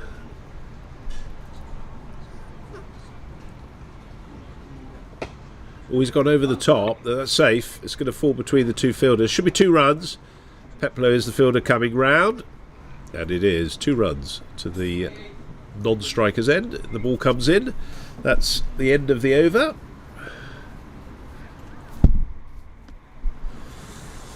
So Akhtar's taken a little bit of flack there.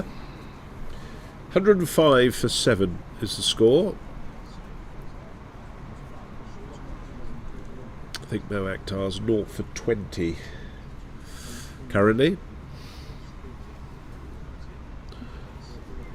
A little bit of a mid-wicket chat there between Peplow and Morton, the England wicket-keeper. Should say, I think it's Tom Morton's debut today for England over 40s. I think that's correct. So great for him to be playing. He scored thousands of runs in the Wiltshire area, and I think South Wilts was his club for a number of years, so good for him. And that's a bit quicker there. That's gone up. That's going to be 6 runs. So, that's just taken the bonnet of the car right behind the sight screen. 6 more to the total. Now that was a proper shot. That was a really good straight drive. That beautifully timed. That was straight, wasn't it? Absolutely gun barrel straight. There's not a lot, I don't think, that Stevens can do in terms of field placings here when Robinson's in this belligerent form. I'd say that discussion revolved around maybe take a little bit of pace off him. Throwing it up a little bit. There we are. As you were right on cue, Alan. Yep. And Chris Peplow's of the quality where he can do that, isn't he? And just, as you say, just throw it up. There we are. That's gone flat, but there is a man down there, Naylor. It's just going to be the single there. Moves Robinson on to 30.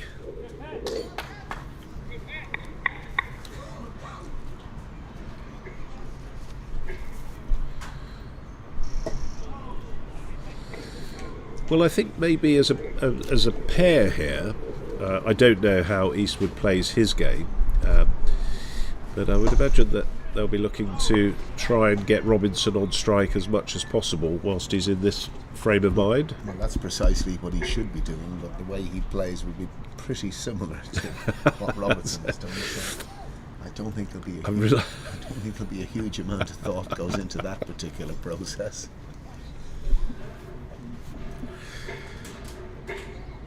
I'm not saying Robertson has brought Ireland back into the game, but he's certainly added a wee bit of steel that you kind of feel if they could kind of be together here for the next 6, 7, 8 overs, even longer if possible from Ireland's perspective, they just have something to bowl at. It's driven on the offside, just bounced up, that went quickly. No run there. Is that Darren Stevens who's at extra cover there?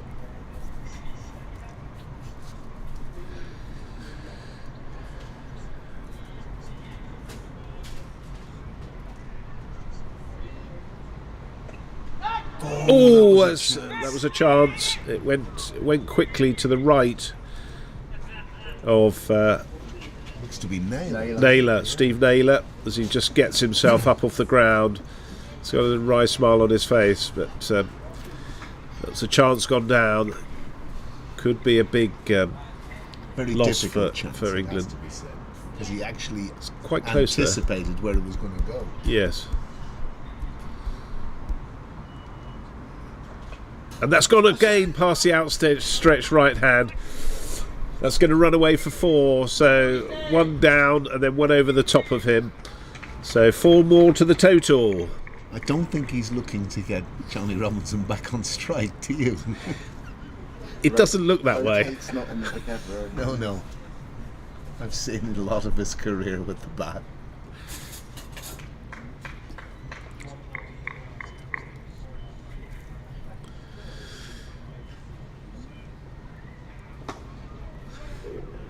That's hit hard out to the deep mid-wicket region. Justin Bishop is the fielder there. Just the 1 run. That area there would generally be Alan Eastwood's V. Right.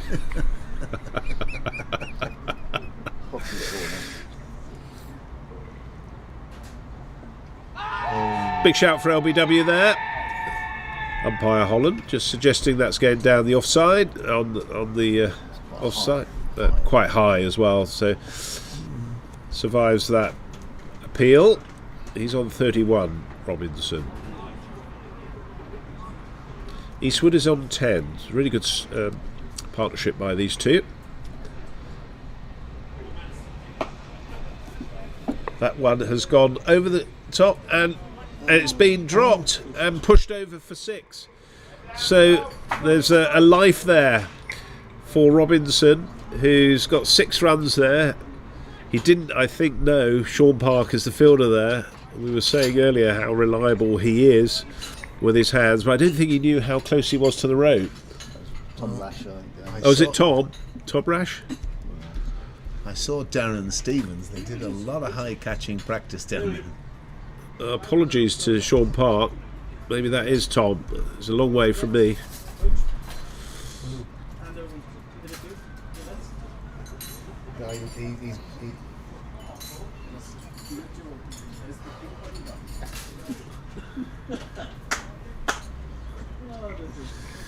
So the score's moved on nicely now. 124 for 7. And he's been bowled, so as you were suggesting, Alan, always on the cards, the big hit. So that's the 8th wicket down for 124. Eastgate is the man out, bowled by Peplow. It's a shame, because I thought that we were just seeing the makings or the beginnings of a really fine partnership here. Well, they must have put on close to 50. The pair of them, I would have thought. Yes, yeah. Needing to go on a little bit further there. So, new batsman coming in. Phil Eagleston. Phil Eagleston,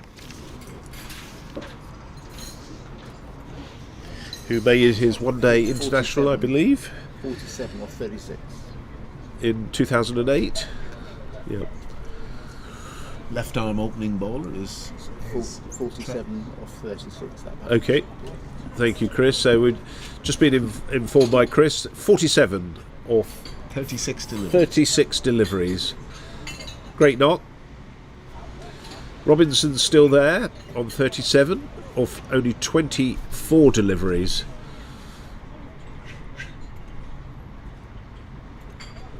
So he's the left-hander. Plays for Warringstown. That's his home cricket club.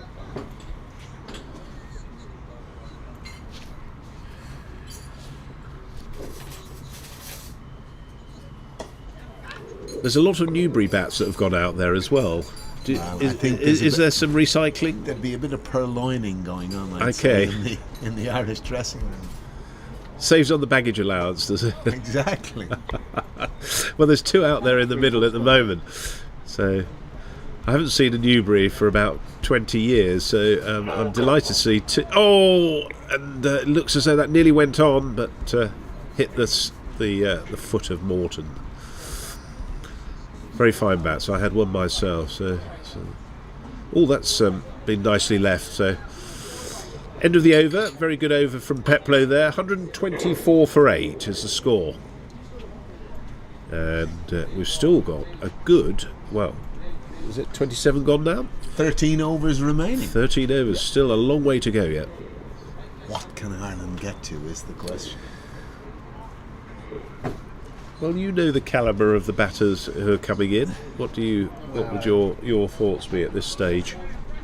Serious question marks.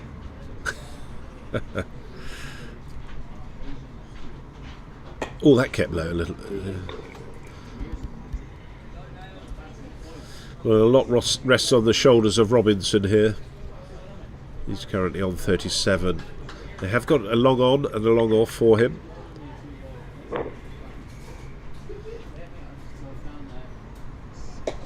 Well, that's gone up in the air. That's should be out. Oh no, it's been dropped. It's been dropped. So another life for him. Just the one to the total. We've had a couple down there now. So England have dropped 2 chances there. It's funny actually in terms of technical catching. When you have your hands around your stomach area, the degree of difficulty, he was in a position where he could have taken that closer to his chest. Yep. He got into a very good position to catch the ball. And then, of course, the classic, when you've dropped a catch, you look at the ground, you're looking around, whose fault is it really? No, it's yours. So Eagleston to face. Well, that's gone up in the air, but it's safe. It's going to drop short. Chipped. Yes. Good 9-iron shot that was. Do you play golf as well? I do play Alan? golf. I'm very fortunate to play in the Portmarnock Club, which is hopefully going to host the Women's Open Championship in 4 years' time. Oh, that's got all of that. That is a cracking shot. Right over to the nets. That's 6 runs of the highest order. And the members recently voted that they'd be quite happy to see the Open Championship. The RNA are very anxious to bring it to Portmarnock, so now it's an issue between the government and the RNA to see can they make it work, because unbeknownst to me at the time, and of course... Oh, that's nicely dabbed down. Could run away for 4 here. Fielder's chasing and he pulls it up inside, so a great piece of fielding. Unbeknownst to me, the Portrush, the previous, and they're back there again this year, was the most lucrative Open Championship for the RNA. So They are back there this year, aren't they? I think the thing is, the Irish drink. Is that a question mark or is that a statement? No, I think that's, well, the crowds were enormous. Now, obviously, Shane Lowry in position to... And Rory as well there. Well, Rory yeah. obviously was terribly disappointed. Yes. A terrible first round in Portrush. But I've played up there, it's absolutely spectacular. Yes. So the scores moved on to 135 for the loss of 8 wickets. So Ireland have lost 8 wickets in setting the score first. Yes, I went to Troon to the Open last year. Wonderful occasion. The crowds were just, both huge, but it was great to watch. I was there for all the 4 days, plus the practice day, which was great to see as well. So you're a keen golfer? Okay, where do you play your golf? Minchinhampton. Okay. And that's played on the offside. Not quite to the standard of Darren Stevens. No. We did get out in South Africa and have a couple of rounds, but he is one quality golfer. James Hamlin is the man down in front of us who just fielded that. That's a nice free flow of the bat, and very well fielded by Chris Peplow, diving to his right. Alan, one of the things that I love to see, and you don't see in club cricket, as he just comes through for a single, is that they've got a smile on their face all the time. Even though they've had a run hit off them, the bowlers, they're having a smile. There's a bit of banter and joking, isn't there? So it's still taken very seriously. It's played hard as Peplow comes in. Oh, that's a big swing there from Robinson. He's on 48. Well, he's not worried about his 50 by the looks of things, but he's looking to put runs on the board. That's gone through the point region. That could be his 50, because it's certainly going to be picked up, and it is. Justin Bishop. Oh, there's a little bit of confusion there. Didn't want to come. He's on 49. Great throw from Bishop there. Just picked that up, just parried it inside the rope and threw it in. We have a phrase, I think Sealink would turn quicker than Johnny Robinson did there. Just played to the onside. So the score moves on to 139 now. So good progress being made. We're only is that 30 overs gone now? It is, 30 overs gone. So still 10 overs to go. If these two can hang around, Eaglestone perhaps playing that support role. Don't know what his well, he's played reasonably efficiently since he's come in. He's played straight, he's hit 2 or 3 gaps, and he's allowed Johnny Robinson progress to one. On his debut, this would be Johnny, I think. All that's going to be out. That should be easily taken. It is. So we've put the commentator's curse on.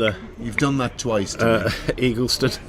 So that's very unfortunate. I thought he was just going to work hard with Robinson to form a good partnership there, but that's the 9th wicket that falls for 139. He was out for 3 or 10 balls. I think your mentality in these things, when you've got your fellow player at the other end on 49 and not out, let him be the one to get out. if that is to be the case, because wouldn't be actually nice to see him stranded on 49. But No. Well, I think that's the sort of club cricket approach, isn't it, that you would have, where you would have someone who is in form, seeing the ball well, let them get the runs. But it seems a little bit of and another Newbury has come out to the middle, and that's I am fascinated with the Newbury bat. Is that because you used a Newbury bat? I did have a your Newbury career, bat in the 1990s, actually. Yeah. Well, they were very popular. They were, yeah. Name me some players who used Newburys. Oh, well, Lance Cairns was the originator. Gatting. Mike Rosebery was a Newbury. Yes, yeah. Oh, blast from the past there, Alan. That's gone past the outside edge. A bit quicker there from Akhtar, who's sensing blood here, I think. He's had a couple of drops off him. He's been unlucky.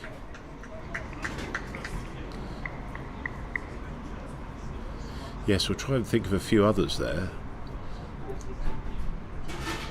And that's just found the outside edge, no runs. Obviously, Lance Cairns, yes. Is it Chris Cairns, his son? Chris Cairns is his son. Who had that injury, didn't he? Or is recovering from and some other injury. Issues, I think. Oh, okay. Yeah.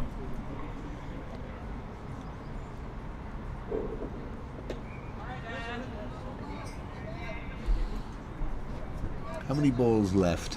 2 in the over. 2. Wants to make sure that he can stay there to give Robinson his chance to get his 50 and take strike. That's well played. Jonathan Tall plays his cricket at Malahide. Correct. I believe. And again, he would have been another player last year who would have been instrumental, bowled very economically in the game in Newport against England. And of course, got the prize wicket early on of Darren Stevens. Oh, wow.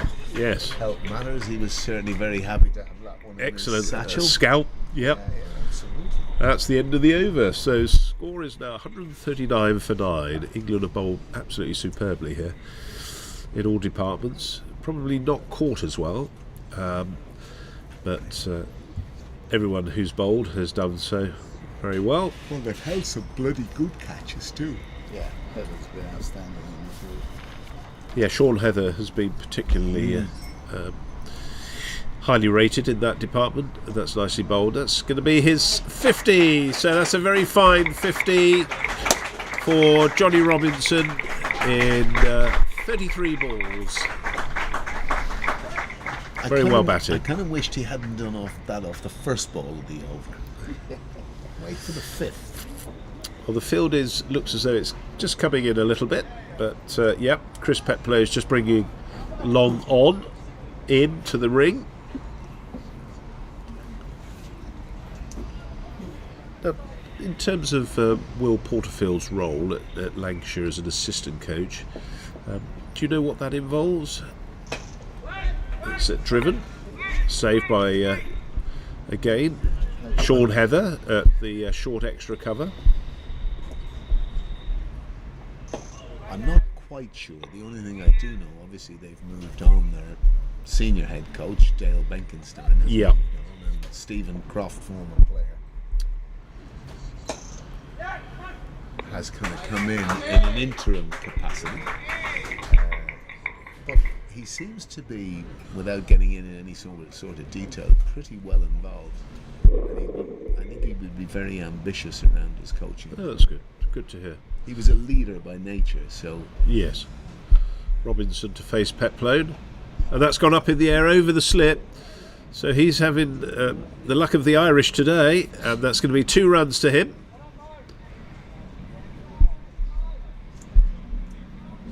I think the one thing that we've seen today, he's the one Irish player that's shown a degree of positivity in his play.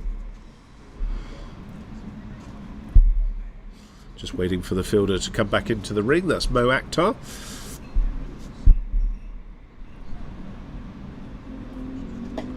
Yeah, that was well bowled by Petplow. Just held that back a little bit there. Wasn't quite in the arc of Robinson, so it's going to be Tall who's going to face. And he's showing confidence in his number 11. Indeed. And I thought that was actually quite good. He was selective about the ball that he's... That's been one of the features, actually, is the selection of the balls that he's looked to hit, because he's hit some, obviously, bludgeoning hits out to cow, but he's also mixed it with some gorgeous straight drives. And it's been an excellent innings. 52 not out for him now.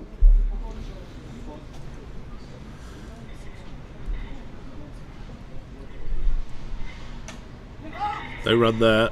Yep. Very quickly round. I think that's James Hamblin, the man at point, or just backward point.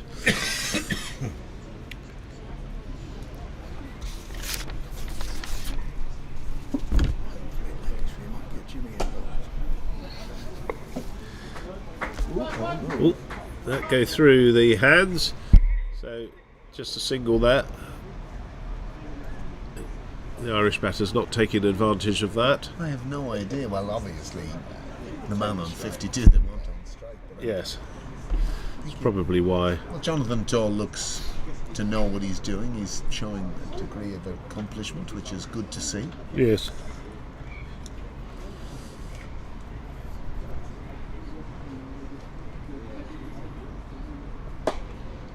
That's going to be another single to the total. Again, showing confidence in Tall to continue facing Akhtar, which is great to see. 145. Got to get to the milestone 150. Willing Ireland towards that, and then onwards from that. That's nicely forward. That's it.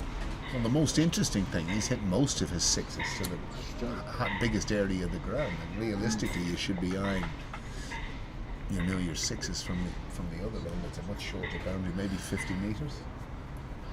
Well, the other thing you'd say, and certainly you'd say in club cricket, you've got to use all your overs, haven't you? Yeah. I mean, it's just, if you're not using all your overs, absolutely, you can't expect to put a decent total up. So if these two can hang around for some more overs, that will do, I think, wonders for the Irish total.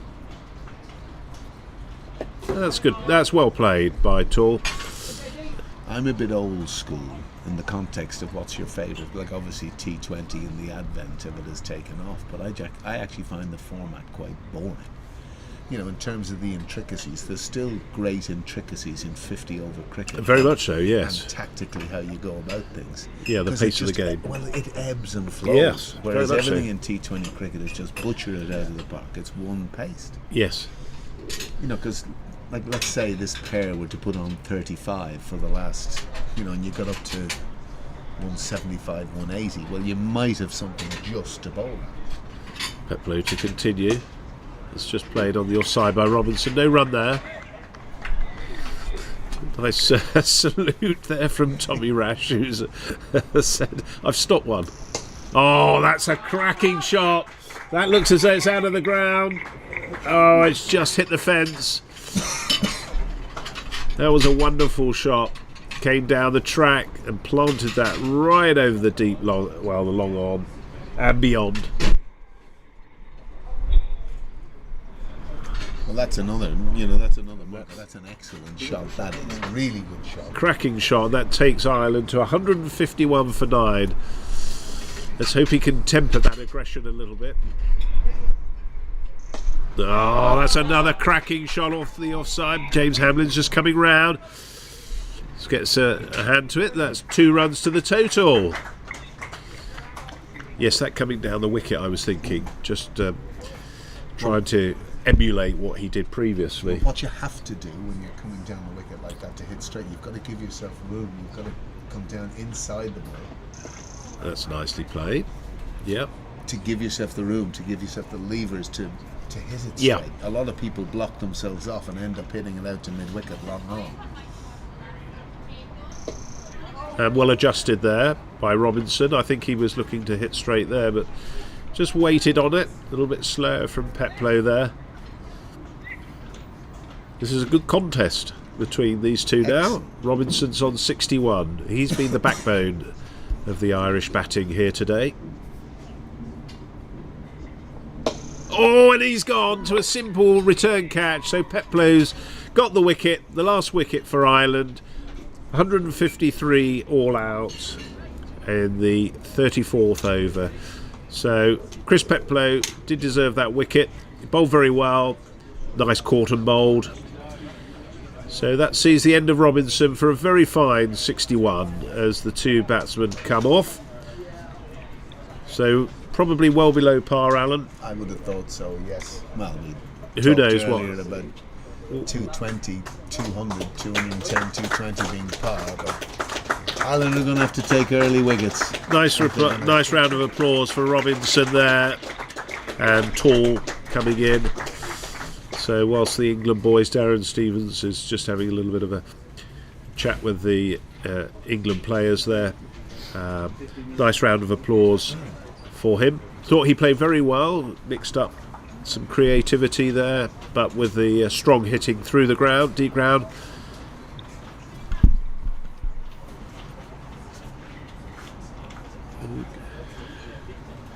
Give you a little bit on the bowling for England. James Hamlin, 4 overs, 1 maiden, 2 for 12. Tom Rash, 4 overs, 1 maiden, 0 for 21. Ben Fraser bowled very well, 6 overs, no maidens, 3 for 15. Sean Heather, 3 overs, no maidens, 0 for 22. Steve Naylor bowled very well, 4 overs and very economically, no maidens, 2 for 5. Mohamed Akhtar, a little unlucky with some drop catches, 7 overs, 1 maiden, 1 for 45. And Chris Petplow came up with the last wicket of the game, 5.5 overs, 1 maiden, 1 for 31. For the Irish, the batting, I'll leave you to read that out, Alan. Well, obviously the early beginnings were progressive and none. So John Anderson obviously leaving one go first ball, lost his off stump, but then there was a very good partnership between Carroll and Shields, and that was moved on by Porterfield. But really the pick of the bowlers for England, Ben Fraser, with his 3 wickets, he really tied Ireland down and forced them into shots on the back foot on a pitch that really wasn't, if you can even look at where Darren Stephen had his field, they were much straighter. It was hard to get the ball away square of the wicket, and then really there was that awful collapse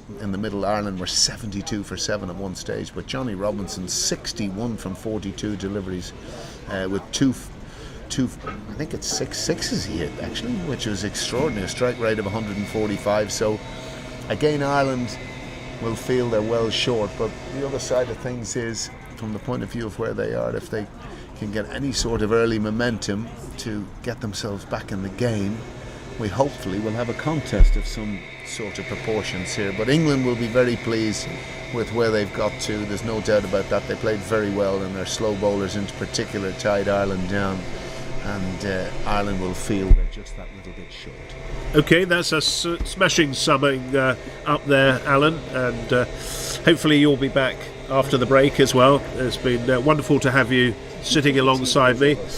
We've got a 45-minute break here, so I believe we should be round about, I would imagine, about half past the hour, so that's going to be half past 2, I think, roughly, is it? Half an hour, I do apologise. So half an hour, 20 past 2, we'll be back. We'll see you after the break.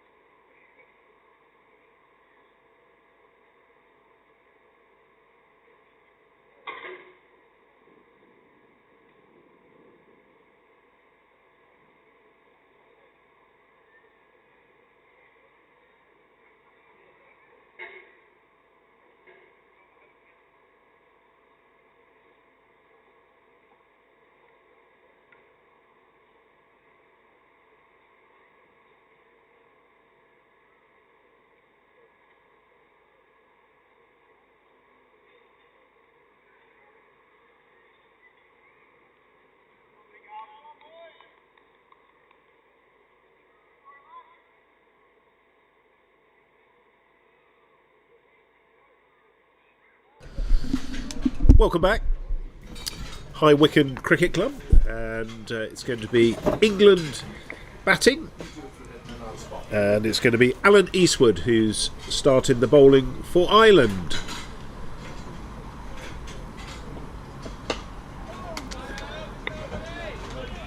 Two England batsmen, Justin Bishop, the left-hander with number 7 on his back, is the batsman facing, and Steve Naylor, who plays at Datchet Cricket Club.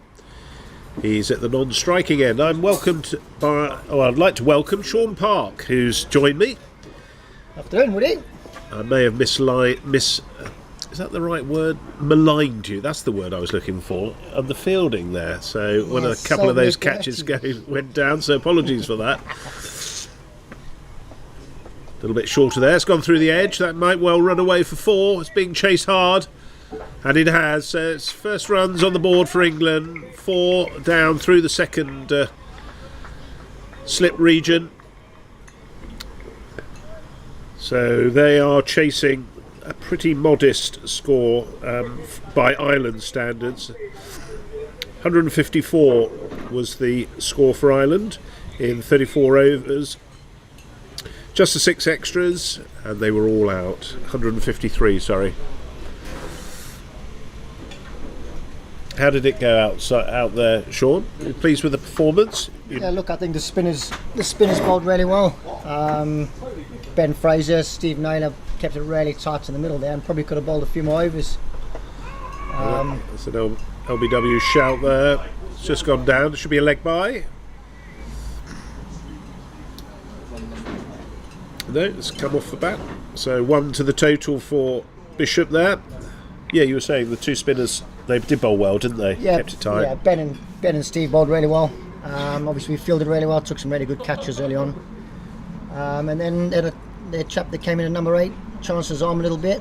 We dropped a few, and I think he hit 60 off not many balls, and they've got themselves a total. So a bit disappointing from that. Eastwood continued. Good pace on Eastwood there. Yeah, Naylor's the man facing. Bowls a heavy ball, Alan, when he gets it right. Bangs it in. Of course, you played the lads here, the Ireland lads, in the Triple Crown last year. We did, yeah. A game we lost that we should have won, really. At 80 for 6, we let them get away, and we just didn't quite get over the line with the bat. So, yeah, disappointing, but another day today, and hopefully we bat a bit better. It's gone through the gully region. That's a single there. Just went under the outstretched hand there. So 1 to the total. Yeah, a little bit light today, Sean. You had them pretty low. I think 70 something for 7. But you're a bit more clinical. Famous words, isn't it? Catches win matches. We dropped a couple, and like I say, their lad chanced his arm a little bit, and it's not a big ground here, not particularly long, straight, and he cleared the boundary quite comfortably.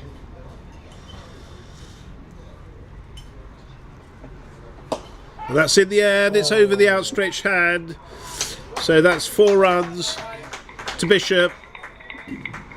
Not far away there. Yes, not far away, as Sean Parks just said. So that's the end of the first over. Good start by England. They are 6 without loss. Bishop's on 5 and Steve Naylor is on 1. Looking forward to the fixtures this year? Yes, for the over 40s? We've got the addition of India, which will be a different challenge in itself, and the Triple Crown to look forward to, and then Wales in a couple of T20s at the end of the summer. So, look, I think over 40s cricket, thanks to the likes of Chris Mays and Kyle, it's gathering some momentum. It's great to get everybody together, play with some really competitive cricketers that still love the game. Yes. Right. The left arm, is it Eagleston? It's Eagleston to come from the Manor end, and he's left arm medium quick. That's nicely forward there by Naylor. It's just nice when it's coming on there. Yeah, it looks a good wicket. I think the difference is the spin. pace off the ball, gives a bit in it. Our spinners managed to find some turn nicely. So I think that'll be the deciding sort of factors how well their spinners bowl.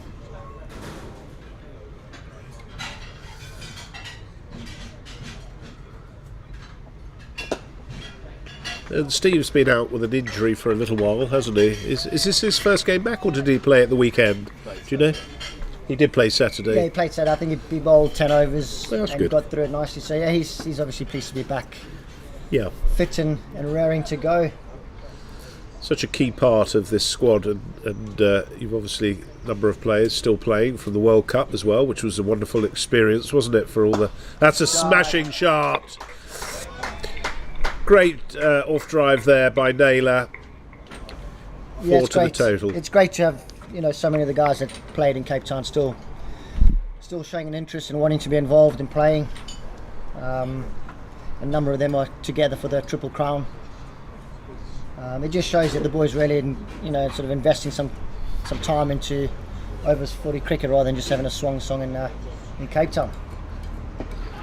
There's a shout for LBW there. Looked as though that was going down the leg side. Umpire Holland at the far end, the manor end, just signalling that. Yeah, well, we've got two of those players out there today, haven't we? Steve Naylor and Justin Bishop. Yeah, both of which had good trips to Cape Town, did well, bats and ball. Yep. That's nice. Good running as well. Very good running.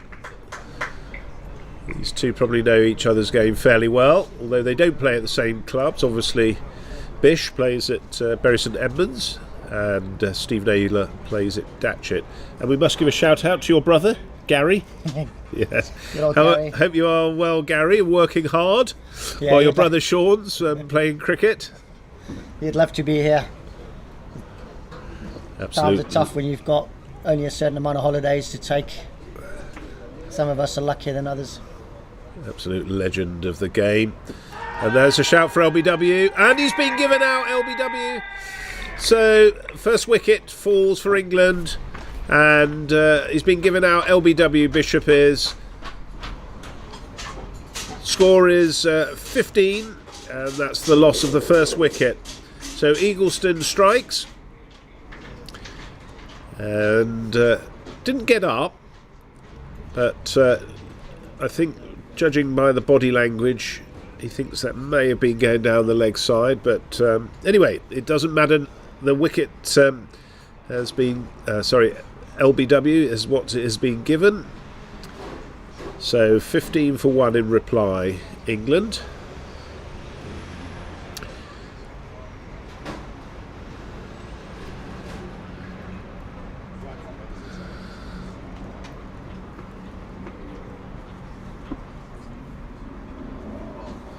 So, end of the second over. That takes England on to, after a pretty positive start, 15 for 1. Ben Fraser is the new man who's come in. Right-handed bat. Steve Naylor's not out on 6, and he is facing the bowling of Eastwood, who is currently no wicket for 10 in his first over.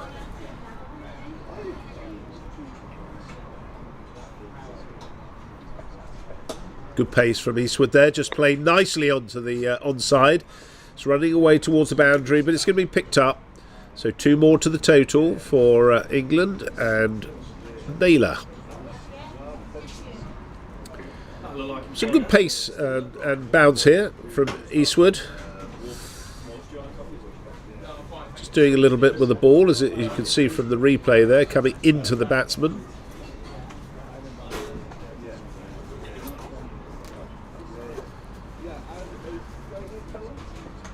That's gone over the slips, the second slip region. That's going to be 4 runs. Very positive play from Naylor there. A little bit streaky. Went quickly.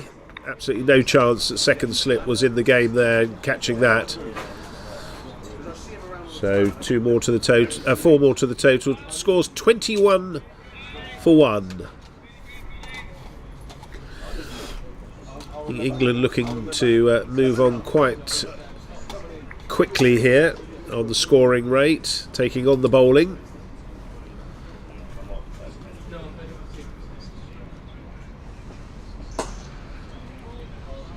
Played on to the onside, no run there.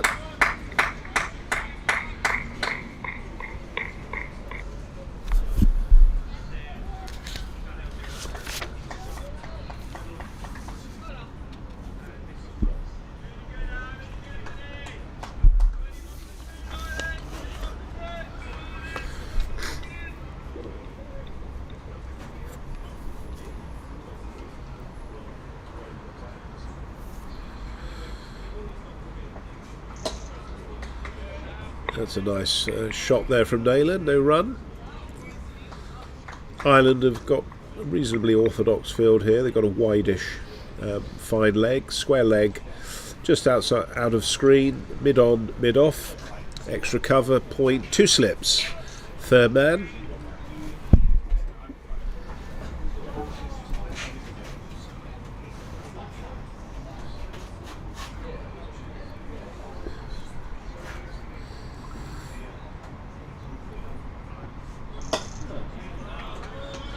Showing the full face of the bat there to the bowler.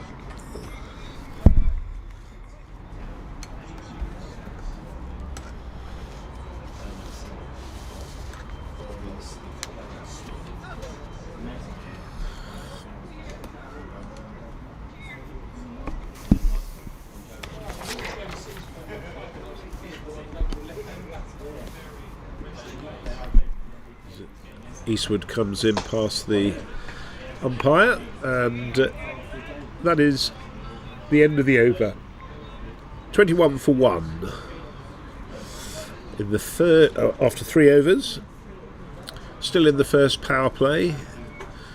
Fraser's not faced yet. Alan Eastwood, he's 45 years of age, very reasonably fast bowler actually. Tall frame, 6'5" and he made his international debut for Ireland against the Netherlands back in on the 11th of August back in 2010. Took 4 wickets in the second innings, and I believe, if my research is correct, he is let me just check my notes, is currently with Rush Cricket Club. Eagleston to continue, and that's gone through the through the slip region. Sorry, off the edge. So it's just nibbling away from Fraser there. Ireland looking for this second wicket, and early. Don't want to let these 2 batsmen settle.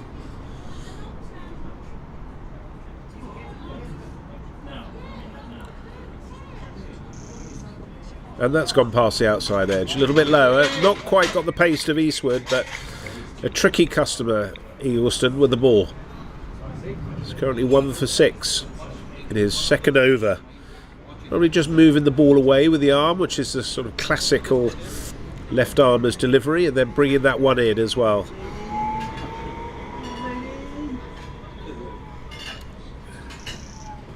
That's gone down the leg side, so that's tickled away by Naylor for a single.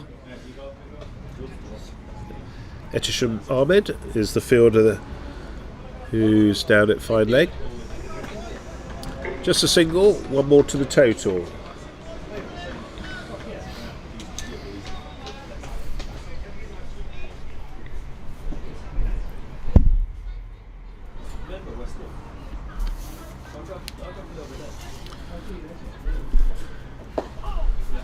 That's very quickly ran there through by Fraser for a single.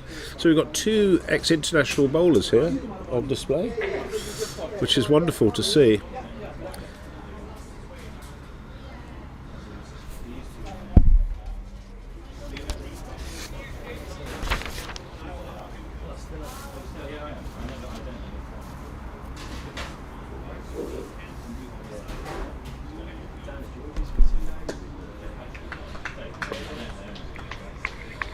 No run there, and Phil Eagleston made his he's only 42, so he's one of the youngsters, although I think Ireland have got a reasonably young side all around the early 40s in terms of age,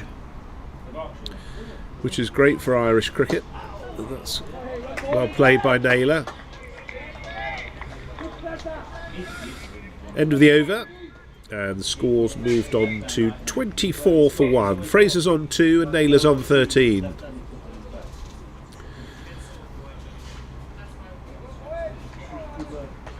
Just talking about Phil Eagleston there, made his debut in 2008 for Ireland. Still got lots of pace and accuracy there, and a lovely rhythm as he comes through. Just wondering whether we're going to see a little, a change in the field, not changing the bowling. Eastwood to continue. He's currently no wicket for 16. Got good pace. Might be looking to set up Fraser here with a shorter ball. Just push the man down to deep square.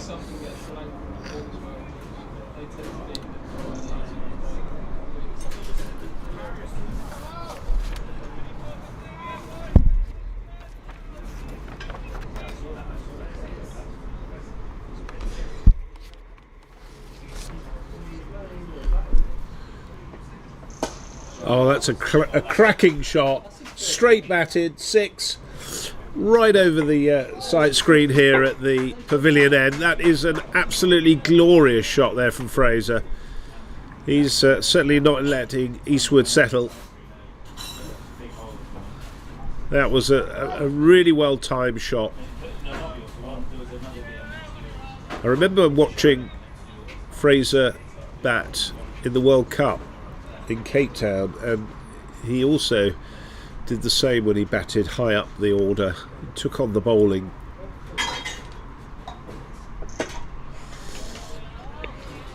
No single there, deciding not to run that. Just got a little bit cramped there off the bowling of Eastwood.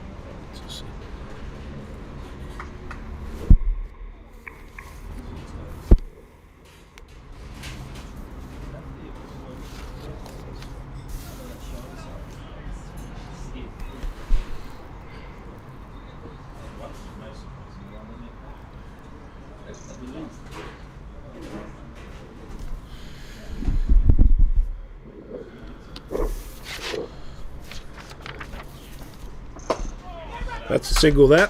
Nicely played by Fraser. Looks as though he got just turned inside out a little bit there by the bowler, but covered that well for a single. I was saying that Ireland have got 6 internationals in the side today, ex-internationals I should say, all very high quality cricketers.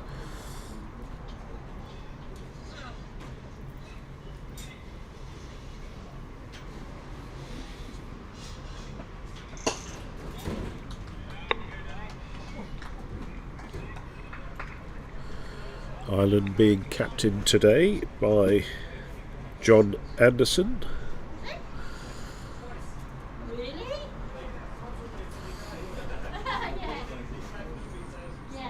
He's capped for Ireland 26 times and bowls right arm off spin as well. I didn't unfortunately have a very long innings for today. He was out first ball. It's nicely played off the legs by Naylor. Looks very comfortable there. Just sort of suggesting that maybe he could have played that in the mid wicket region. Made his first class debut, John Anderson did, for KwaZulu-Natal in 2002. And his Ireland debut in 2013 against the Netherlands, scoring his first century. Oh, that's well bowled. That is an outstanding piece of bowling there from Eastwood. He's bowled a Yorker there to Naylor, and that's taken out the off stump. So second wicket down for England now. 31 for 2. Fraser's still there on 9. Naylor's out for 13 off 19 balls.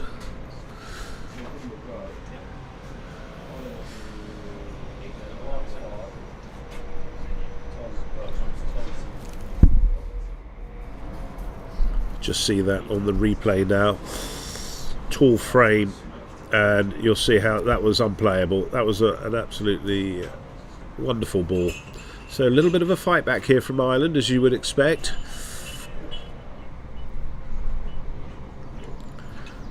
Quick look at the Manhattan there. England just slightly behind where Ireland were, but Ireland certainly lost wickets early on and really were saved by a very, very handsome innings from Robinson at the end.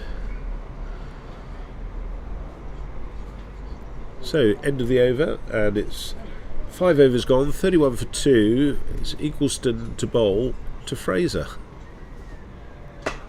He's gone up and over, and that's a great shot. That's going to be 4 runs over the deep point region. Looks as though it came off the bottom of the bat a little bit, but nevertheless had the desired result. So 4 more to the total.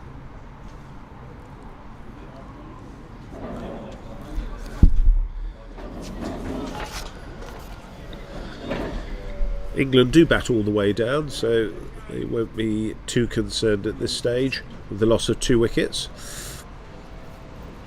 A little bit slower there. That was good bowling. Just took pace off the ball there. Looked as though he rolled his fingers across that one.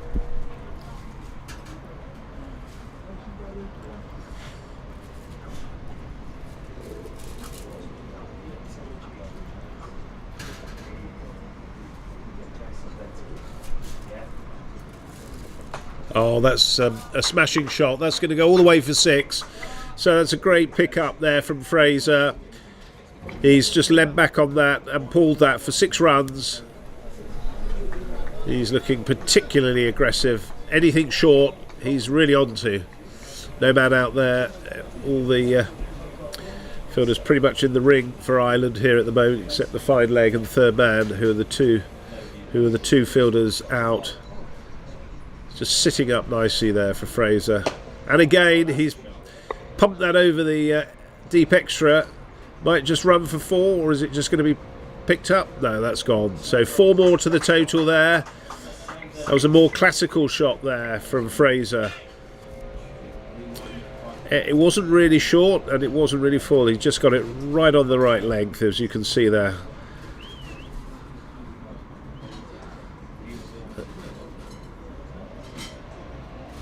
Watching it all the way, as you can see on the replay there. So I wonder what the response is going to be here from Eagleston. 6 and a 4. Man comes out of the slip. And that's another fine shot there from Fraser, who's driven that on the offside past the mid-off for 4 more runs. So Fraser's in belligerent mood here. Takes England on to 49 for the loss of 2 wickets.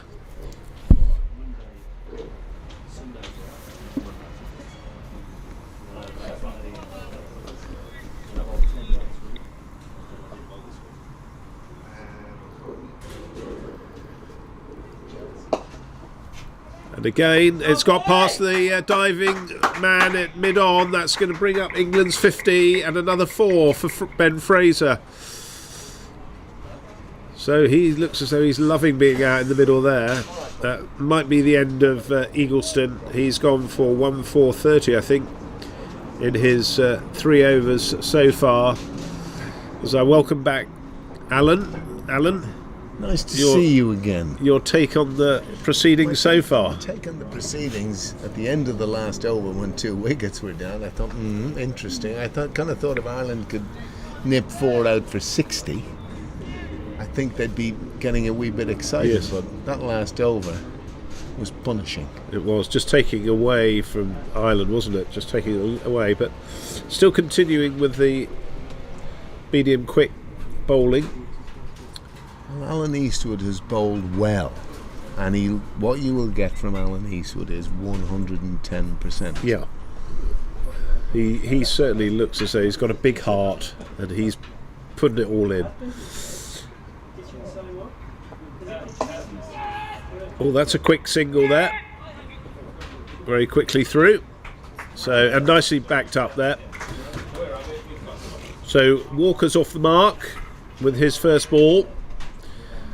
I'd say he was anxious to do that, bearing in mind the bludgeoning that was going on at the other end. You know, one of those ones when you see your partner, absolutely, like he's 31 off about, what, 10 or 12 balls? 11 balls, yes. 11 balls. Yes. Will the fireworks continue? Well, he's got. I was going to suggest there's some as a comparison. Now, bear me out on this one. I could be a little bit I like Alan Eastwood runs in a little bit shorter run up. Morny Morkel. Do you think he's got that sort of that little start where he runs in and there the delivery? Oh, that's gone past the in the third slip region.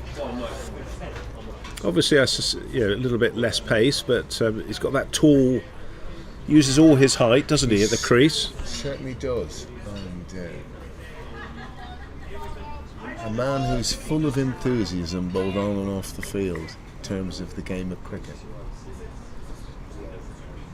Because he wouldn't come from a traditional cricketing stronghold. Okay. I think he's learned most things to be, the way Yes. they unearth those Gems. That's driven straight through. That's a great shot. Driven very powerfully. So these two love the ball coming onto the bat. I think it might be time for Ireland to rethink their bowling. That's 4 runs, taking the score on to 59 for 2. Do you have in the bowling department a little bit of variety with left and right arm? Left arm, Jonathan Tall, reasonably accurate. But the way England are going about this, I don't think they want this going on too long.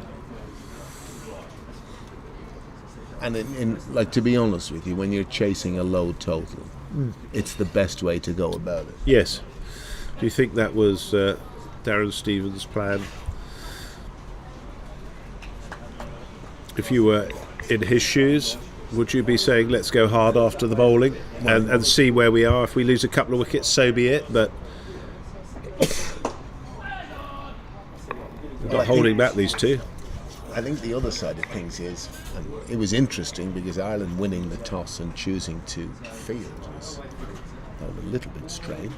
To bat? But to bat, sorry, yes. Should I say. Yes. And look, we've got nice blue sky, pitches reasonably placid. But the other side of things is when the ball is new, you want to, if there's not a huge amount going on, particularly with the field in, you've got license. And I dare say Darren Stevens said exactly that. Yes. Well, it couldn't be a more marked contrast to the start of the game, actually, where we had quite grey skies, the rain at the start. It was murky. It was murky. And now, blue sky. It just seemed like a bowl morning. Possibly.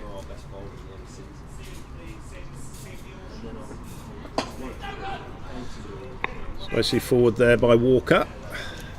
It's quite funny sometimes because as an interesting point, I kind of think Ireland played the West Indies recently and dominated a match where they were stuck in and they won by 120 runs, and I would have thought game 2, lovely day, well, we've won batting first, why wouldn't you? And again, the pitches, West Indies went belugas. Oh, it's just come off the. Looks as though he played for that, but good dive there by the fielder at first slip. And I kind of think any time, I think they got about 310 batting first. Wow. Nipped a couple early, legs are a little bit heavy, and you're bringing that momentum into the game. Yeah, very much so. So we've got a change of bowling. The score is currently 60 for 2. We're still in the first power play, and it looks as though the skipper has turned to the spin of Tall. Interestingly, he's coming from that end, the manor end, rather than where Chris Peplow was bowling from. Well, I kind of think, to you be think honest that will with suit you, him? Well, I think it will, because if you look, there is that camber on the ground. It's touch Lord's-esque. Yes. Because I went for a trot when I wasn't with you. I felt I needed a bit of light relief. And there's quite a camber on the ground. Okay. And it's quite funny as well, because obviously we've been in around the pavilion area, but down by the mill, when you look back, it is a fantastic... There's a noticeable difference in levels, Well, there is isn't there? that, but it's a beautiful cricket ground. Oh, I thought you were going to tell me the history of the mill. Sorry, but no. I went down to try and see it, but it looks as if it's been closed off. It's for, it's for posterity. Yes. I walked in around the hedge just Oh, on smashing, a beat. yeah.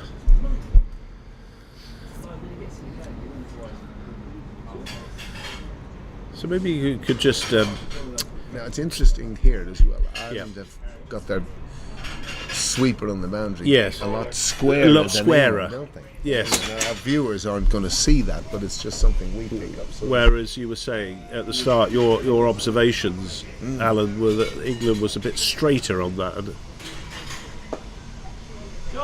that's an easy... That's why I think they've got to bring those players up, actually, Ireland. I think you've got to support the new bowler, surely, haven't you? With you're giving easy singles there to the batsman. So I was talking about the long on and long off that are back. Fraser's the man on strike. A little bit short of that. Nice action there. Nice action. Runs in pretty hard to the crease. if you think of the momentum England created to their spin, they just built on an accumulation of dot balls. Yes. Yeah, they did have mid-off and mid-on in. It was slightly... That's going to go past, and that's 4 runs. That's been swept by Fraser. Moves him on to 36. He's only faced the 13 balls so far, so he's not hanging around. Maybe looking to set some sort of milestone for a 50. Might be in his mind. Maybe that's too early. Man of the Match award, I would have thought. Oh, and that things as are well. going. Yes.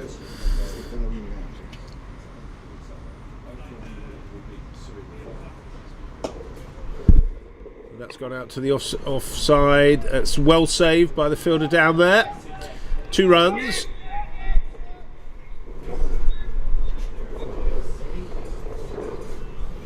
See, again, that in England's situation would have been 1 straight comfortably out to that straighter position on the sweep. Yep.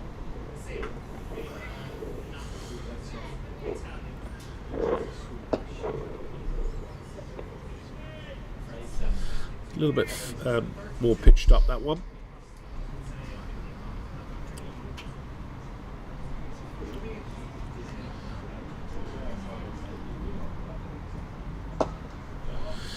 It's that single that I was talking about there, looking to push hard. Just the one there to the total, and to Fraser takes a score on to 68 for 2. Well, the other interesting thing, John Anderson, as himself employed, there's 3 fielders saving 1 on the leg side. I think he'd probably be better employed bringing someone into that short cover position. Yes. Maybe to, like, I don't mind the long off being out, but just more in terms of being in the batsman's eye and cutting off that wee bit of space. That's indeed. Is this Connor Kelly? This is Connor Kelly.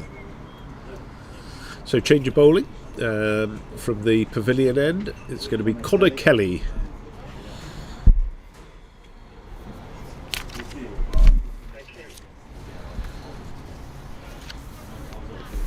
As we said earlier, plays his cricket at Clontarf, which also Clontarf. There obviously is that trying to find the word, but in Australia, in Sydney, there is an area called Clontarf. Did you know that? Didn't know. No, there is. Yeah, very nice area actually in Sydney. Down near Middle Spit. Okay. Yes. I tended to be in water. Bondi. Oh, Bondi. Yeah. Oh, you're a Bondi man. Well, that's generally where you got that. You could do some fishing down there. You certainly can. Shark fishing, possibly. Oh,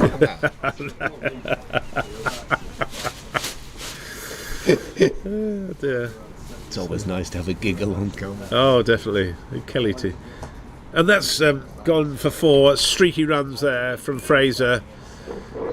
Don't know whether he was looking to put it there, but he was a very inelegant shot compared to some of the others we've seen. But he's got straight after Kelly, not even seen a ball. Does Fraser have a T20 game to play tonight for his club or something? Does he? Oh, does he? Maybe he's looking to get up the order, Chris.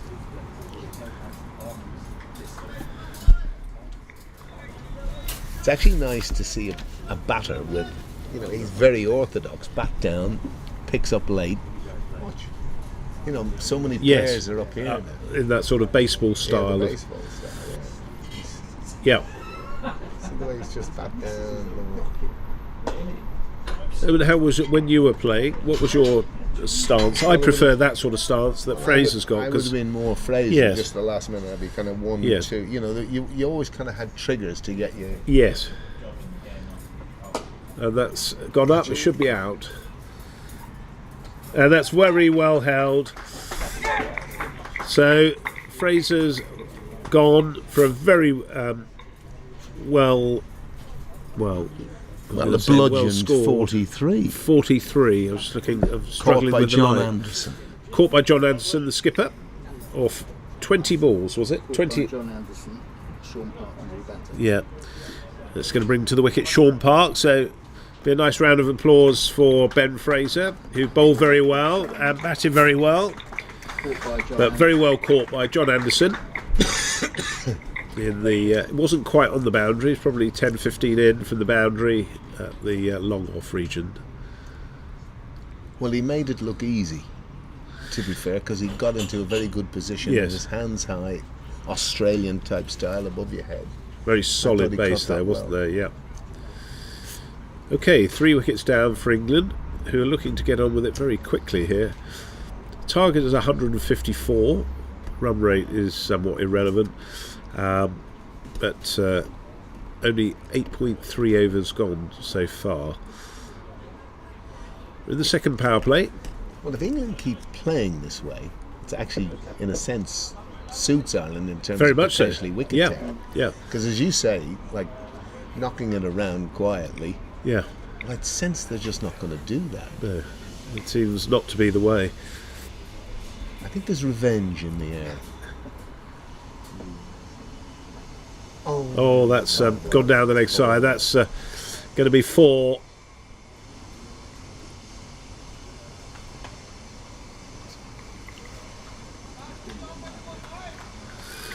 So a little bit of a let-off there for the England batsman. Sean Park, who's facing. Kelly's just let that one go down the leg side. Too much for the keeper.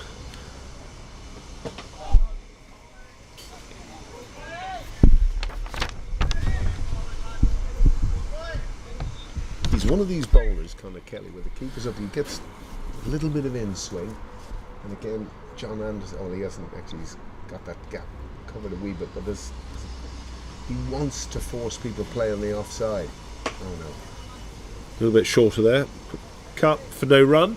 And did we get to the bottom of whether it's Ogilvy or Ogilby? Ogilvy. It's Ogilvy.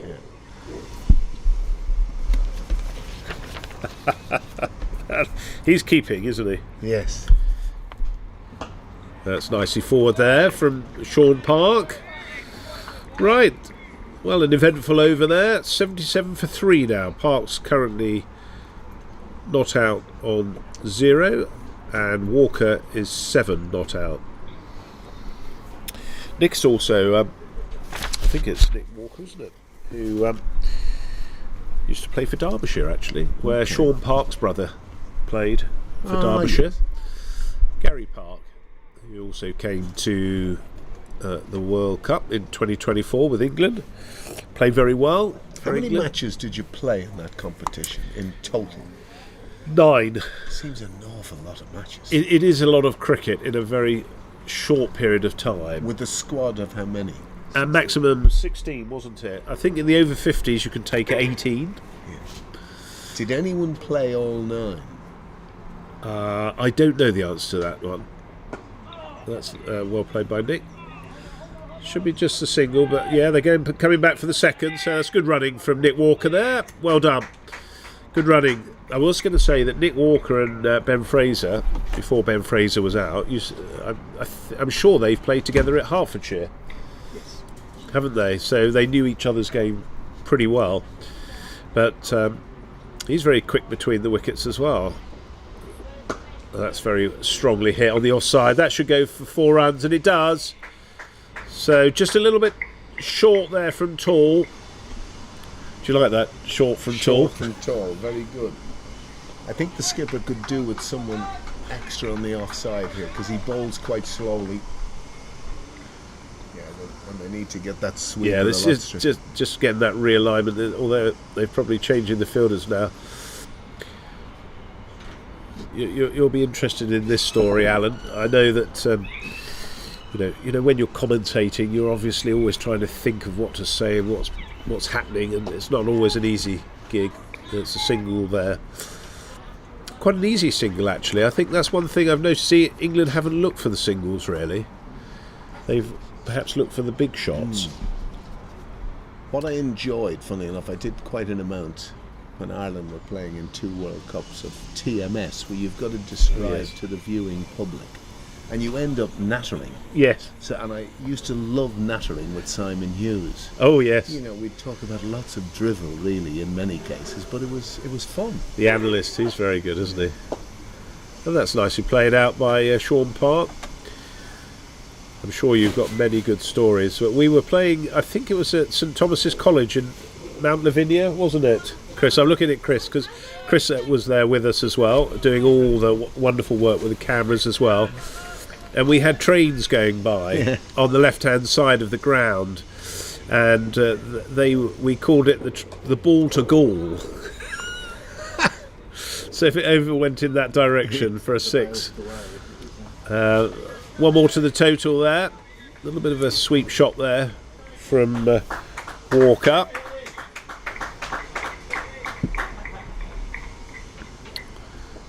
So I'm sure you've got some stories from your commentary days, Alan, and that's going to inch past. That's going to run away. Yes, it's very quick on the outfield here. So very quickly the score's moved on to 90. Walker's on 15, Park's on 5. End of the over. I sense we might be getting into the centre of London a bit earlier than anticipated, the way things are going at the moment. Where are you staying? We're staying in Westminster, so I don't know. Oh, nice. That's nice. Yes. But we're going to. There's apparently 12 of the Brendan, McCollum, Paul, Sterling, a few of them have taken an interest in a pub in Chelsea called The Boundary now, it's called. Okay. So we're going to go there. The Boundary. I'm just trying to think. In Chelsea? Somewhere around Chelsea, Fulham, Chelsea. Oh, yes. Area. No, there's some good pubs around there. Good pubs in that. Near the where the Guards play, actually, in Chelsea. Okay. There's a lovely pub. But there's some beautiful pubs in that area. That's gone down the leg side. That should be a wide. So who will be everybody will be down there, obviously. Well, there's a couple who have to go home. I think there's about 8 of us left because we're going to the World Test Championship. There's a number of MCC members. Okay. Yeah. So that's just held back there by Kelly. That was well bowled.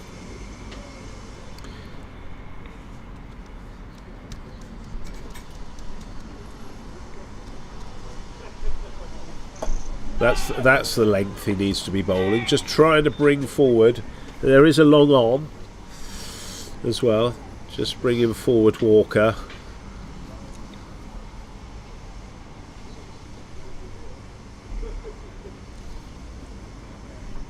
Sure, that's not going to do for him, and that's been leapt on. So that's 4 more to the total.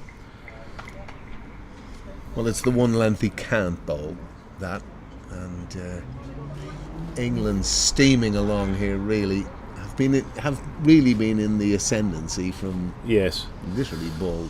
Yeah, they really are in the driving seat here. Nick Walker's pouncing on anything short, and again it didn't really look short, but he got into position. He's played professional cricket as well at Derbyshire and Leicestershire, as well as obviously minor counties for Hertfordshire, which just shows the quality of the cricketers always on display. Well, it was quite interesting when we got William Porterfield to play here. Yes. He sent me a voice note, and the enthusiasm he had for getting back good. into the changing room. And Yeah. We'll have a chat with Jimmy Anderson up there. Yeah, No. see if he can get Jimmy Anderson to come and play for England over 40s. Well, if you play in Chester, who knows? That's played by Park onto the onside. Oh, that's a bit of a misfield there by Ahmed. So that's gone under his hands. That's 4 runs. He'll probably be reminded about that in the pub tonight. 4 more to the total. Does that take the score on to 100? So England have got the 100 up for 3. Wickets down. Eteshan moves into that category of had better days. Yes, yes.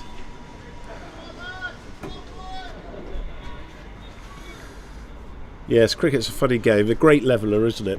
As they say, it can be.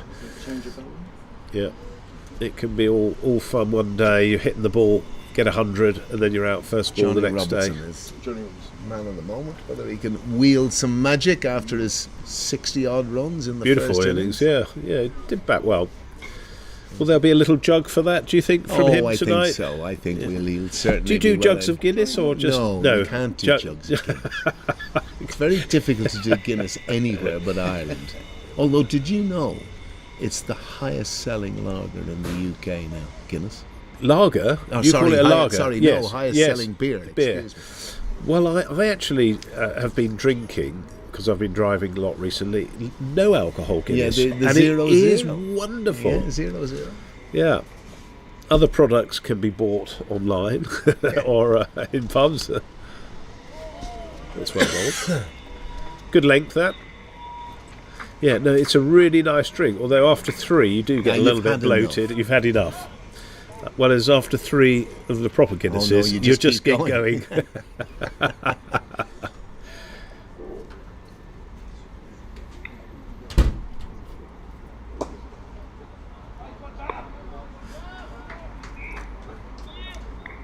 And will there be a little bit of food, a curry maybe tonight, or would that be a bit too much for tomorrow? Do you think? Probably no. Little Ruby Murray. A little Ruby. It's got to be done. Oh, just got his foot back there. It's nicely taken. It's actually turned out to be a beautiful day. It has, hasn't it? A complete contrast to earlier. We were about to get started. The rain came.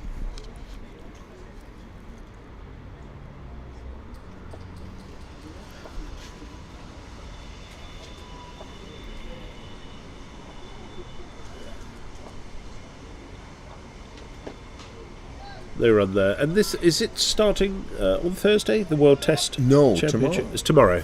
It is tomorrow. Wednesday, Okay. Thursday, Friday, Saturday. Yeah. Yes, and that's between South Africa and Australia. Which in many cases, actually, if you think about it, probably the most interesting days of Test cricket are day 3 and day 4. Because most of them aren't lasting 5 days anymore. Sure. Oh, that's a cracking shot. That's going to be 4 runs. Oh, it's 4 runs over the deep extra. That is a tough shot to play, and he's just almost got down on one knee there and just placed that beautifully over the in that region. There's no fielder over there. It was very wide. It was inviting. It was inviting, yes. 104 for 3 as they head towards the target of 154.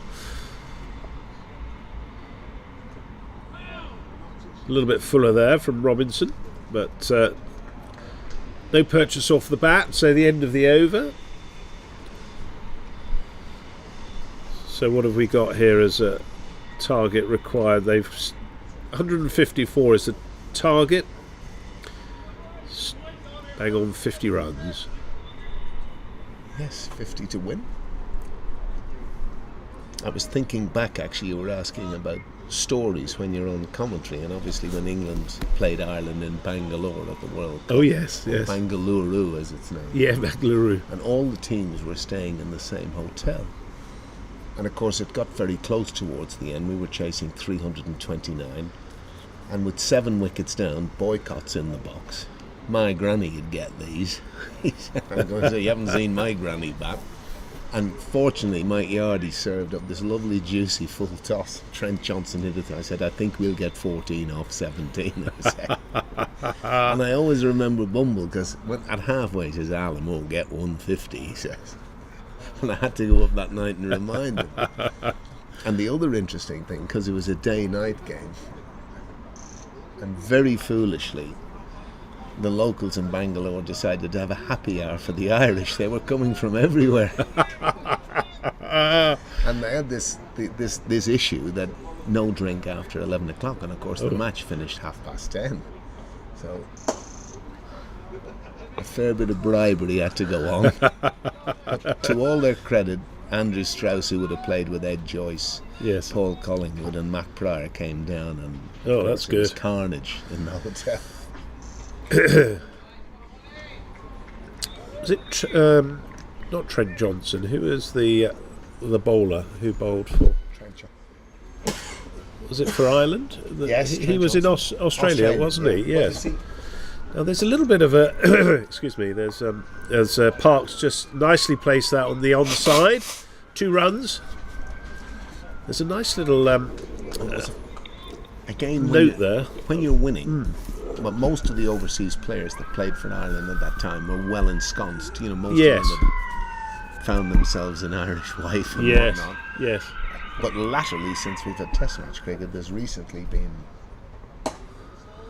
3 South Africans who fulfilled the residency qualifications that are now playing for Ireland. Oh, that's good. That's good. They, So you're gonna they make see it it as an stronger. opportunity to play Absolutely, top level. yeah, very much so. But Trent Johnson, and here's the story that I hadn't thought. That's a beautiful shot off the back foot. So Sean Park very graciously took that and placed it on the offside. No man out there. It's a little bit of a leg side field here for the bowler. We haven't got really much on by way of cover on the offside, but Sean Park looked very elegant in playing that. The thing Conor Kelly will be disappointed with is he has been played off the back foot too much, because the leg side field is probably the right one when he puts it in the right area. Yeah, just moving the man back now. Yeah, he's not bowled the right length for that. And there's a single there. No, he's decided against that. Sean Park's very quick. But I'll tell you a story about now Andrew Strauss. I used to play cricket in Australia for Mossman Cricket Club. Joined the club. Did you? I played for Mossman 85, 86. Well, you will know Warwick Adlam. Oh, I certainly do. You do. know. Now Wick. And we obviously him found and something. Trent Johnson were great. Exactly right. I was just going to say that, but Andrew Strauss also played. He did. For as did Graham Mossman. Cowdery, the late Graham Cowdery. Did he? He's played I didn't in know my that. time, Yeah. So that's how. And I remember Wick telling me a story how Andrew Strauss, who was playing 3rd grade at the time, said, "Well, I'm going to go back to England. I feel I'm going to go and play for Middlesex, captain England." And He said this? And he said this to Wick, and they all thought he was a bit bonkers with this. You know, the sun's got to Straussy. Anyway, he did, and he did it so prodigiously well. Scored over 7,000 Test runs, and that's straight to the fielder. Should be out. Oh, he's dropped him, and that wasn't a difficult. Sorry, it wasn't an easy chance. It was almost behind him, wasn't it? Is that? That's Levon Shields. It was at that awkward height. He didn't know whether to go cup or orthodox. That's gone again to the man at in the inner ring, but no run there. So Nick Walker, not afraid to play his shots. He's on. We're on 111 for 3. So feet up if you're an England supporter. And you were playing in what, the 80s, you say, 85, 86? 85, 86. Interesting story, and I don't like talking about the ones about myself, but the big debate was I got a hat-trick on my 1st grade debut and didn't, in effect, know about it. That might seem very strange. Oh. Because we had an opening bowler who you might have known, And that's gone over the. That was almost put up for him to hit for 4 runs. So Nick Walker's taken full advantage of that. Was John Skillbeck there when you were there? No. But it used to take him about 7 minutes to bowl an over. So I got 2 wickets the previous over. Then there was a drinks break. Then Skillbeck took another 7 minutes to bowl an over, and I took a wicket with the first ball. And the cover up, a fellow called Glenn Bruce came in and, Mike, that's a hat-trick. That's a bloody hat-trick, man. Shut up. The captain says we're still in there because we were struggling. And we eventually won the game, and then the scorer, who was his father, came in and said, I need the ball. Louis got a hat-trick. Louis got a hat-trick. Then they did this big thing, and because there was another stupid thing I missed. I went to the wrong airport before, so they did this big yarn, the Irish, when I went to the wrong airport. Made a bit of a fool of it. A fellow called Greg Growden, who was a big cricket man and then became a big rugby journalist. But it was kind of heady like, days, those were, weren't like they, in the 80s? Well, you see, the other part of it, which is quite interesting, what you learn, and you even think, like, so I had my first hit in Australia, and I always remember 29th of September, because the second team captain when I was playing at that time said, look, you're over. Do you want? Yeah, I said I'd like to bat, because we bowled, I'd like to bat 3, and at 5 to 6 I let one go and it clipped the top of the off star. I didn't bat again till the 5th of November. Because we bowled, then there was a washout. Yes, and then the washout. Yeah, and it was just one of those things. But I learned a hell of a lot when I played there. Value your wicket, and that's out. So very an outside edge there, the faintest of noises, but Sean Park walked. So that's the 4th wicket that's fallen now, and that was to the off spin of Robinson. So he's had a good day. He might be buying the beers, Alan. Could be. He's currently 1 for 9 in his looks like 2 overs. So we're going to see Tom Morton, who's coming to the wicket now.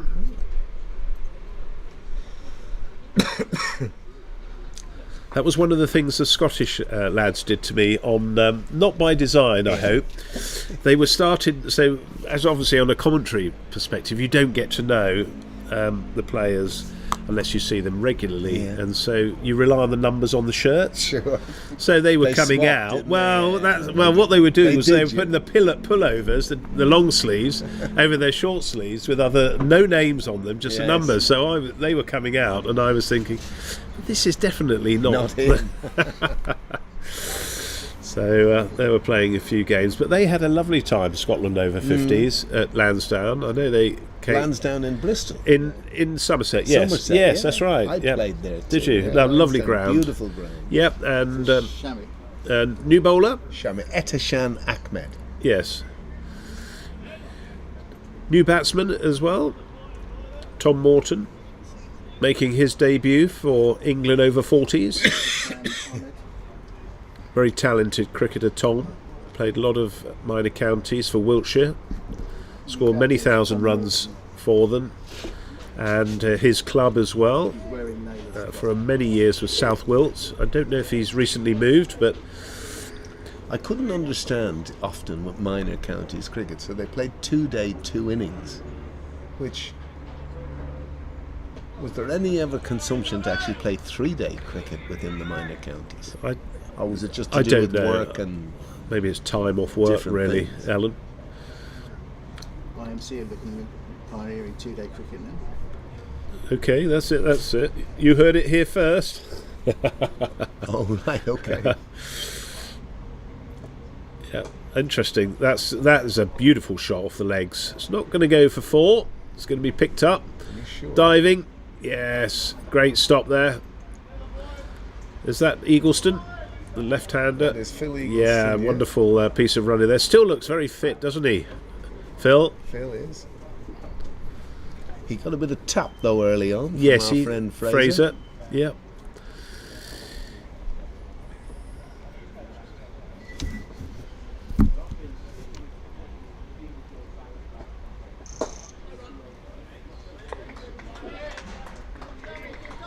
So Walker's on 31.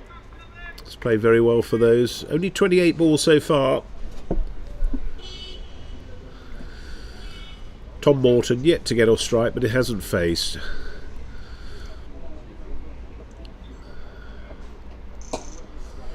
I thought that you might have had another fixture while you were over here, but I see what you've done is you've combined your trip with the World Test Champion. Well, exactly. That was that's a good idea, isn't it? Chris obliged, Yeah. which was good.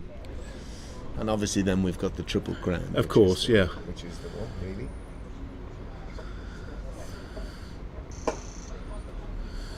And where are the lads staying when they're at, have you booked your accommodation for Stirling? Oh yes, that's all done. There's been collaboration with our friends from the UK. Entertainment manager has been busy. Well, the entertainment, our entertainment manager isn't here on this particular trip. It's nicely played off the back foot. They run. Chris knows who he is. He's effervescent in every way. End of the over.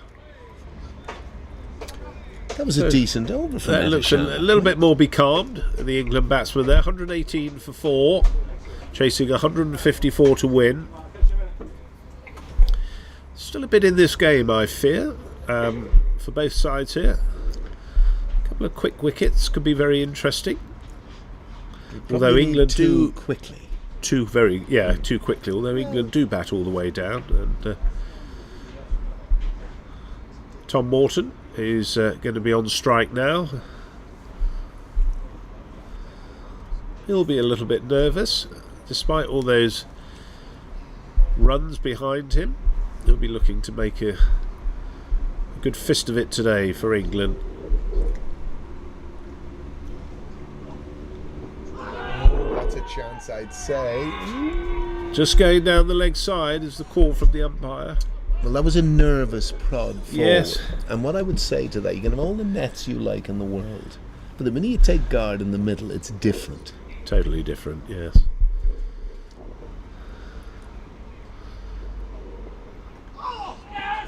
He's got a bit of bat on that. It's a good quick call from Nick Walker. As you rightly say, you can, and also, are you playing regularly and getting to bat regularly? Obviously, a lot of these lads have all got young families as well, if they've got families. So they're obviously spending. So you may not be getting out as much as you would like. So you're not in touch as much. That's a nice shot.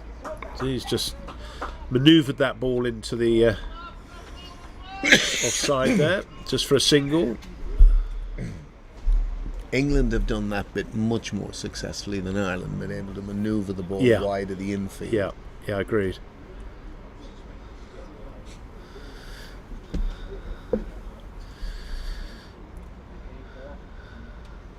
Nice setup here at High Wycombe. We've got some lovely nets over to the left-hand side. I think it's a very well-regarded cricket club. No run there. Good strong call there from Morton. And I believe they also used to have the West Indies cricketer play here, Keith Arthurton. Oh, Keith Arthurton, yeah, I remember him. Who I'm pretty sure used to play at High Wycombe. He was a great man for batting in the sun hat. Do you remember? Yes, I do. Yes. It's amazing how you. It was the think of wide-brimmed players. hat, wasn't Wide it? brim. Yes. I remember that was another one we had fascination. Yes. Batsmen who wear glasses was a great Oh, one we yes. had on TMS. I think we got up to about 40. Jack Russell certainly did, didn't he? No, I don't think so. He used to bat with glasses on. And that's a great shot from Tom. He's driven that through the offside. Full toss from Robinson. I know he used to keep with them on. I'm sure I've seen him bat with them We on. had people like Imam Ul-Haq, Oh, David yes. Steele, Jack Leach. Dirk Wellham. Did you say sunglasses or glasses? like you, Oh, apologies, glasses. Yes, Glasses. yes. Clive Lloyd. Yes. Lloyd, very good. Because no one the had Pakistan contact opening lenses. batter, left-hander. Imam Ul-Haq. Imam Ul-Haq, yes. David Steele, I remember. He was a legend, wasn't he? He was the silver-haired fox, wasn't he? He wore them against the West Indies without a helmet, England Yes. cap on. Yes. Who would have ever thought in I today's know. day and age? Yes. Well, I still recall seeing those images of Brian Close when he got peppered, didn't he, by the West Indies bowlers. As Ahmed comes in, and that's just played. Just looking more for the singles here, England. Maybe there's been a little change of plan. I'm actually amazed no one actually got killed. Yes. playing cricket Yes. in that era. Largely often on more inferior pitches. Yes, agreed. When you think about it. Yeah, uncovered wickets. Like when you see actually some of the footage of Bodyline at the time with the joining Yes. the leg side Yes. field. Yeah, it's incredible, isn't it? Let's just see if I can get some of the scores up from Play Cricket. I'm just as we come close. That's going to be out, and so that's a little bit of a loose shot there from Tom Morton. He's looking to get on with it, but nicely caught. John Anderson is the man, wasn't it? There in the short extra. I was just saying, another wicket or two could be very interesting. You see, Well, gets the whole hearts going in the changing room. Very much. I did kind of Sean feel Heather coming in. it's probably still a bit like you live in hope is all of what I Well, say. perhaps the Irish are. Tom, very unhappy with himself He's there. not happy. He was out for 1. Sean Park was out for 15 or 13 balls. Nick Walker's still there. He's been the bedrock of the England batting so far. He's 33 or 34. Ben Fraser was out for a very well-crafted 43 off 20. Stephen Naylor 13 off 20, and Justin Bishop 9 off 5. So lots of starts, but only really Ben Fraser so far and Nick Walker who've gone on to make good scores. So the Irish are still very much in this. It's not over yet, that's for sure. 125 for 5 England, chasing 154. Well, I think what they've got to do here at Ireland is really look to squeeze the new batter Yeah. and gamble. Like obviously mid-on, mid-off or up. It's largely a ring field, and then look to give. Now that down the leg side, you see that's the sort of get out of jail, isn't it? That the new batter. Well, Ogilvy did very well to stop that. Very well. Not the type of delivery you want to be bowling to the new batter first up. No. But wickets do buoy up the bowlers, don't they? Then they're very much in with a shout. It's nicely played. I thought Heather was outstanding in the field today. His catching was second to none. And his ground fielding was Yeah, excellent. absolutely. Very, very athletic. Just nicely played off the legs. No run there, although Nick Walker was halfway down the track. But Heather wasn't moving. It was straight to the fielder, Eagleston, who was on the ground. Those sliding stops. There was probably one there, really. Possibly, yes, if he'd gone.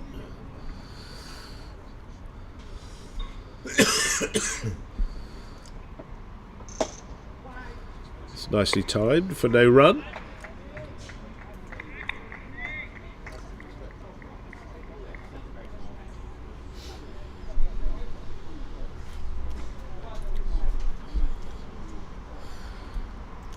Moving long on and long off back, last ball of the over.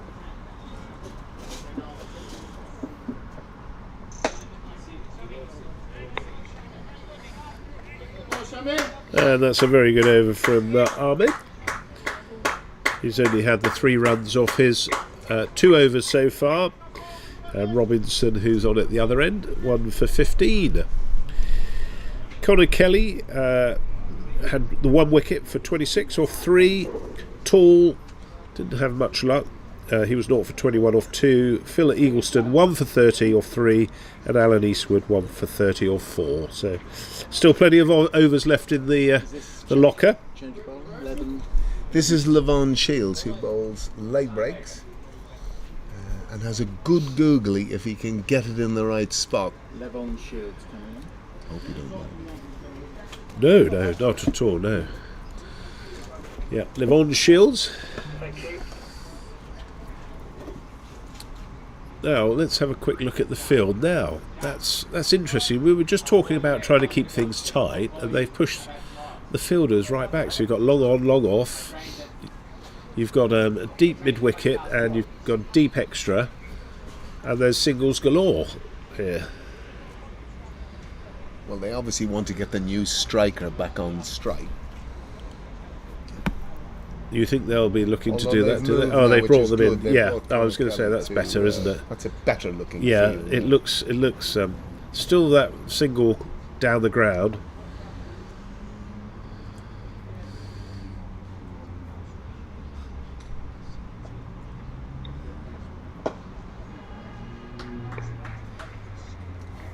It's a lovely action Probably that Shields prefer has that. got. Square leg, a little finer, closer to 45.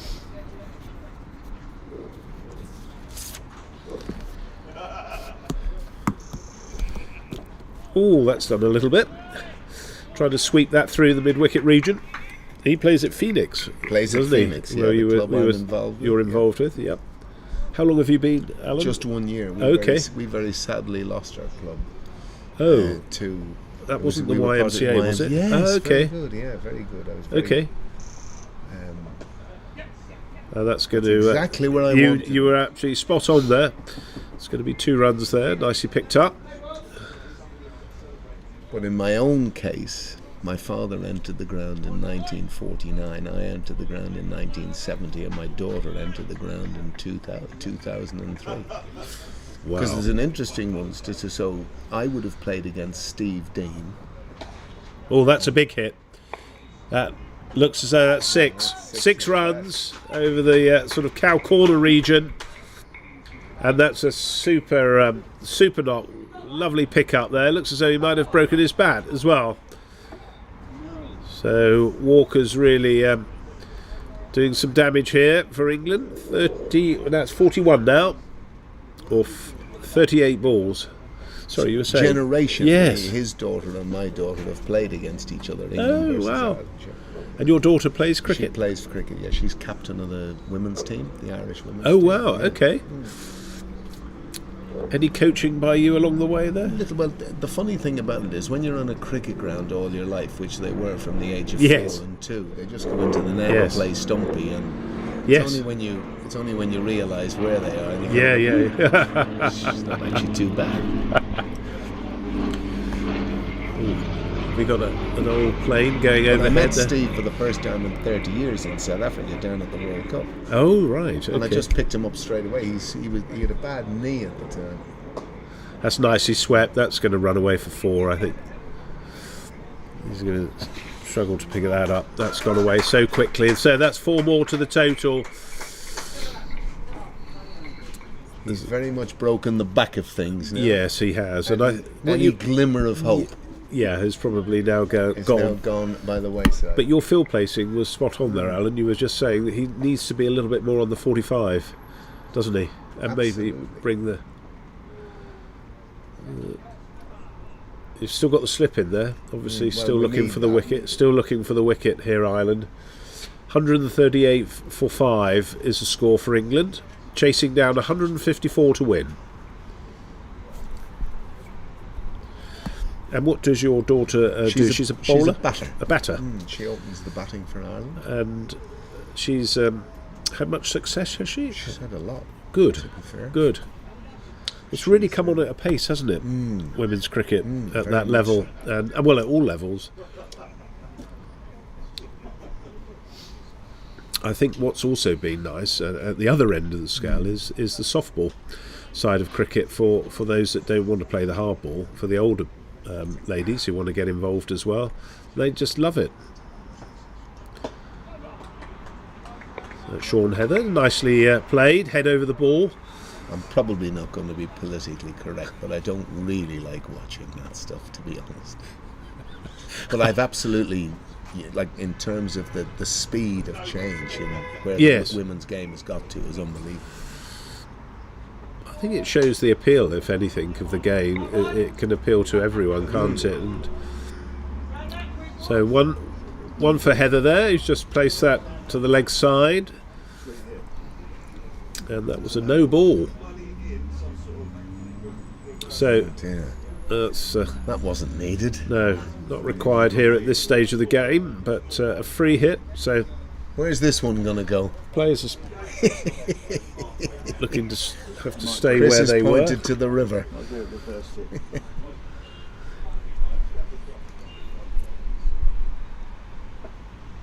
Oh, that's gone all the way. That's six runs off a free hit, and that's his 50. So it's a very fine 50 from Nick Walker. 51 off 42 balls. I'll give you the full statistics in a minute.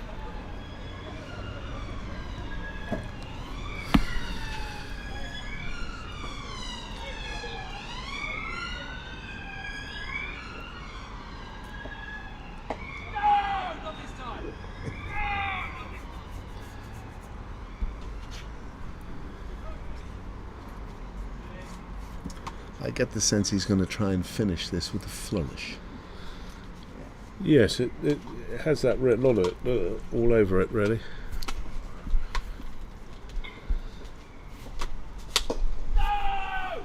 Good call there, strong call.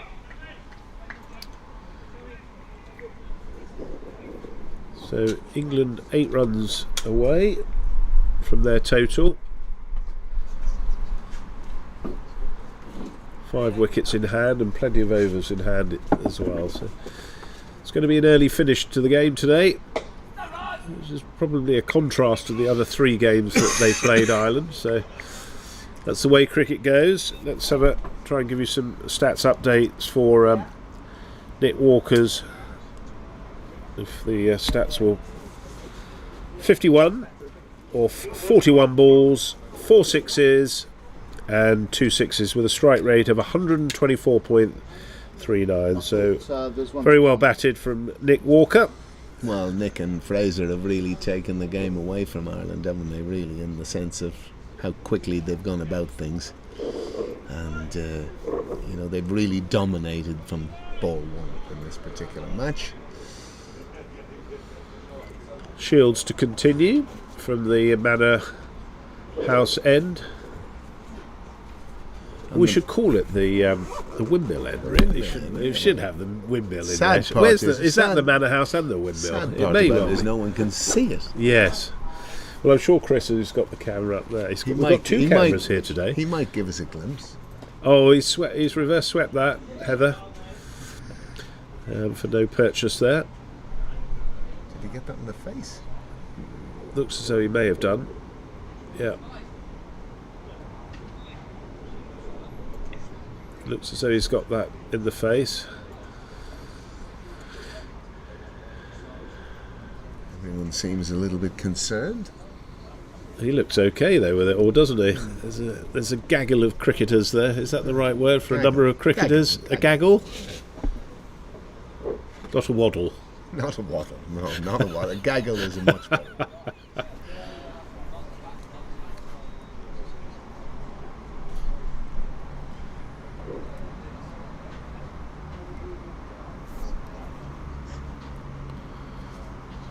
Of course, you've now got concussion protocols. Oh, yes. And all that. Had your helmet on, they'd be saying you've got to change that. Yes. He's got it in the mush. Yes. He's going off. Has he got to go off? Yeah, I think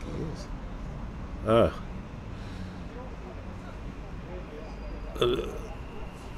Well, we look at some drama here. We have our concussion protocol specialist, Chris Peplow, going out.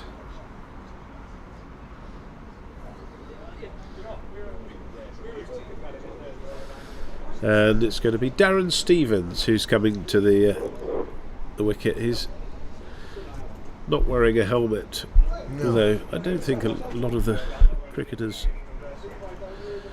wear helmets, but it does look as though that bruising came up on his left cheek very quickly there. So Darren Stevens coming in to replace Sean Heather. So Darren Stevens coming in, captain for England today, who's had a sort of masterful exhibition of captaincy with England's bowling.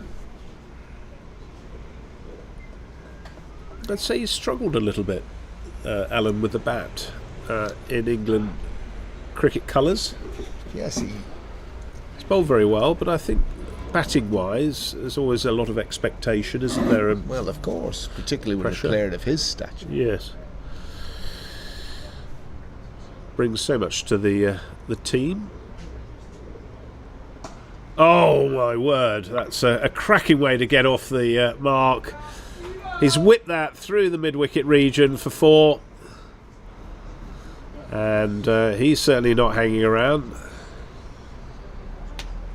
Takes a score onto 150 for 5. So 4 runs away, England, from what would be an historic win against Ireland. 4th time of trying. And in half the number of overs so far. We're in the 20th over.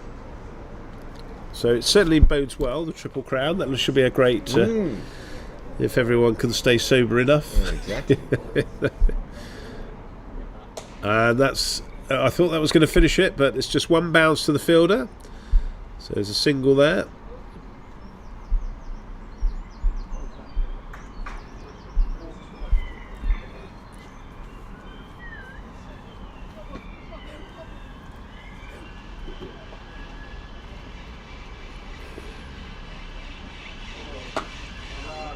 Oh, that's gone over the head.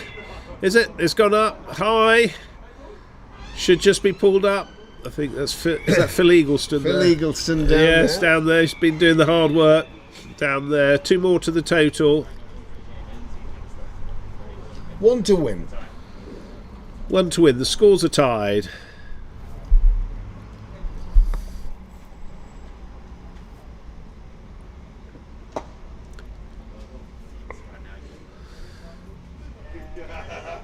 So he's very kindly given that opportunity to the skipper, Nick Walker, who's 53.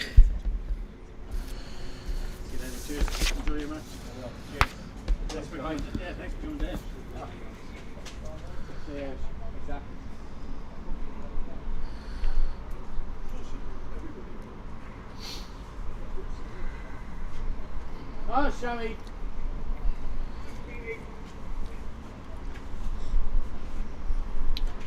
So we're 5 wickets down. England are chasing 154. 1 to win. All the fielders are in, as you would expect. As Ahmed comes in past the umpire. And Darren Stevens has just put that very nicely down the ground for 6 runs. So very well batted, England. And that was 159. Well, it ends what has been a comprehensive victory for England. It's now 3-1 in the series, and I see my silent assassin to our right, who's very happy indeed.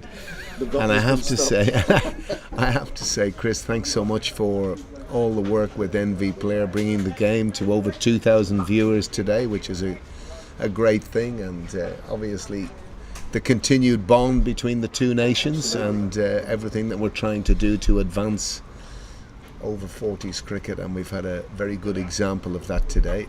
And I've thoroughly enjoyed being here, sadly on the wrong side of the result, but you can't have it all the time. And, No. You've got to commend England Yes. for their performance today. They've played really well, and certainly the man of the moment is our man Fraser, Ben Fraser, who Yes. picked up 3 very important wickets, bowled beautifully, and then really dashed to 43 from 20 balls. And again, at the end,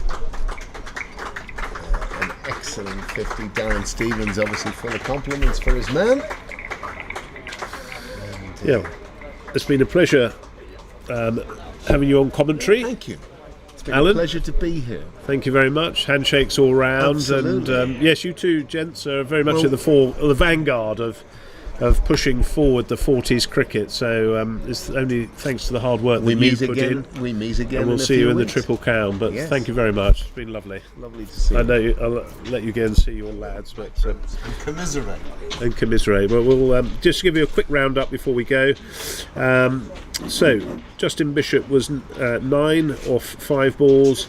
Stephen Ayler 13 off 20 balls. Ben Fraser, who, as Alan was saying, 43 off 20. He bowled very well as well. Nick Walker was not out, 53 off 46 balls. Sean Park, 15 of 13 balls. Tom Morton, 5 of 6 balls. Retired out, sorry, not out, was Sean Heather, who was 1 of 7. And it was that man, Darren Stevens, at the end, 11 not out off only 4 balls with a strike rate of 275. So England win by 5 wickets. Just to wrap up on the bowling for Ireland, Alan Eastwood, 4 overs, 1 for 30, no maidens. Phil Eagleston, 3 overs, no maidens, 1 for 30. I think that's Jonathan Torr, 2 overs, no maidens, 0 for 21. Connor Kelly, 3 overs, no maidens, 1 for 26. Jonathan Robinson, or Johnny Robinson, 3 overs, no maidens, 1 for 15. Batted very well. Etchisham Ahmed, 3.1 overs, no maidens, 1 for 18. And Livon Shields, 2 overs, no maidens, 0 for 19. England won that in the 21st over, and they won by 5 wickets. So hope you've enjoyed the coverage from NV Play. My thanks to Chris Mays for having put this on for you and for us. From myself, Tony Wood, and also from Alan Lewis, who's just left me. We wish you all the best and hope to have you tuning in to the next game for England over 40s, which is on the 3rd of July against India when they play at Hammerwich Cricket Club. Beautiful ground in the near the Midlands, I believe, or in the Midlands, and we look forward to having you with us then. So from me, thanks very much.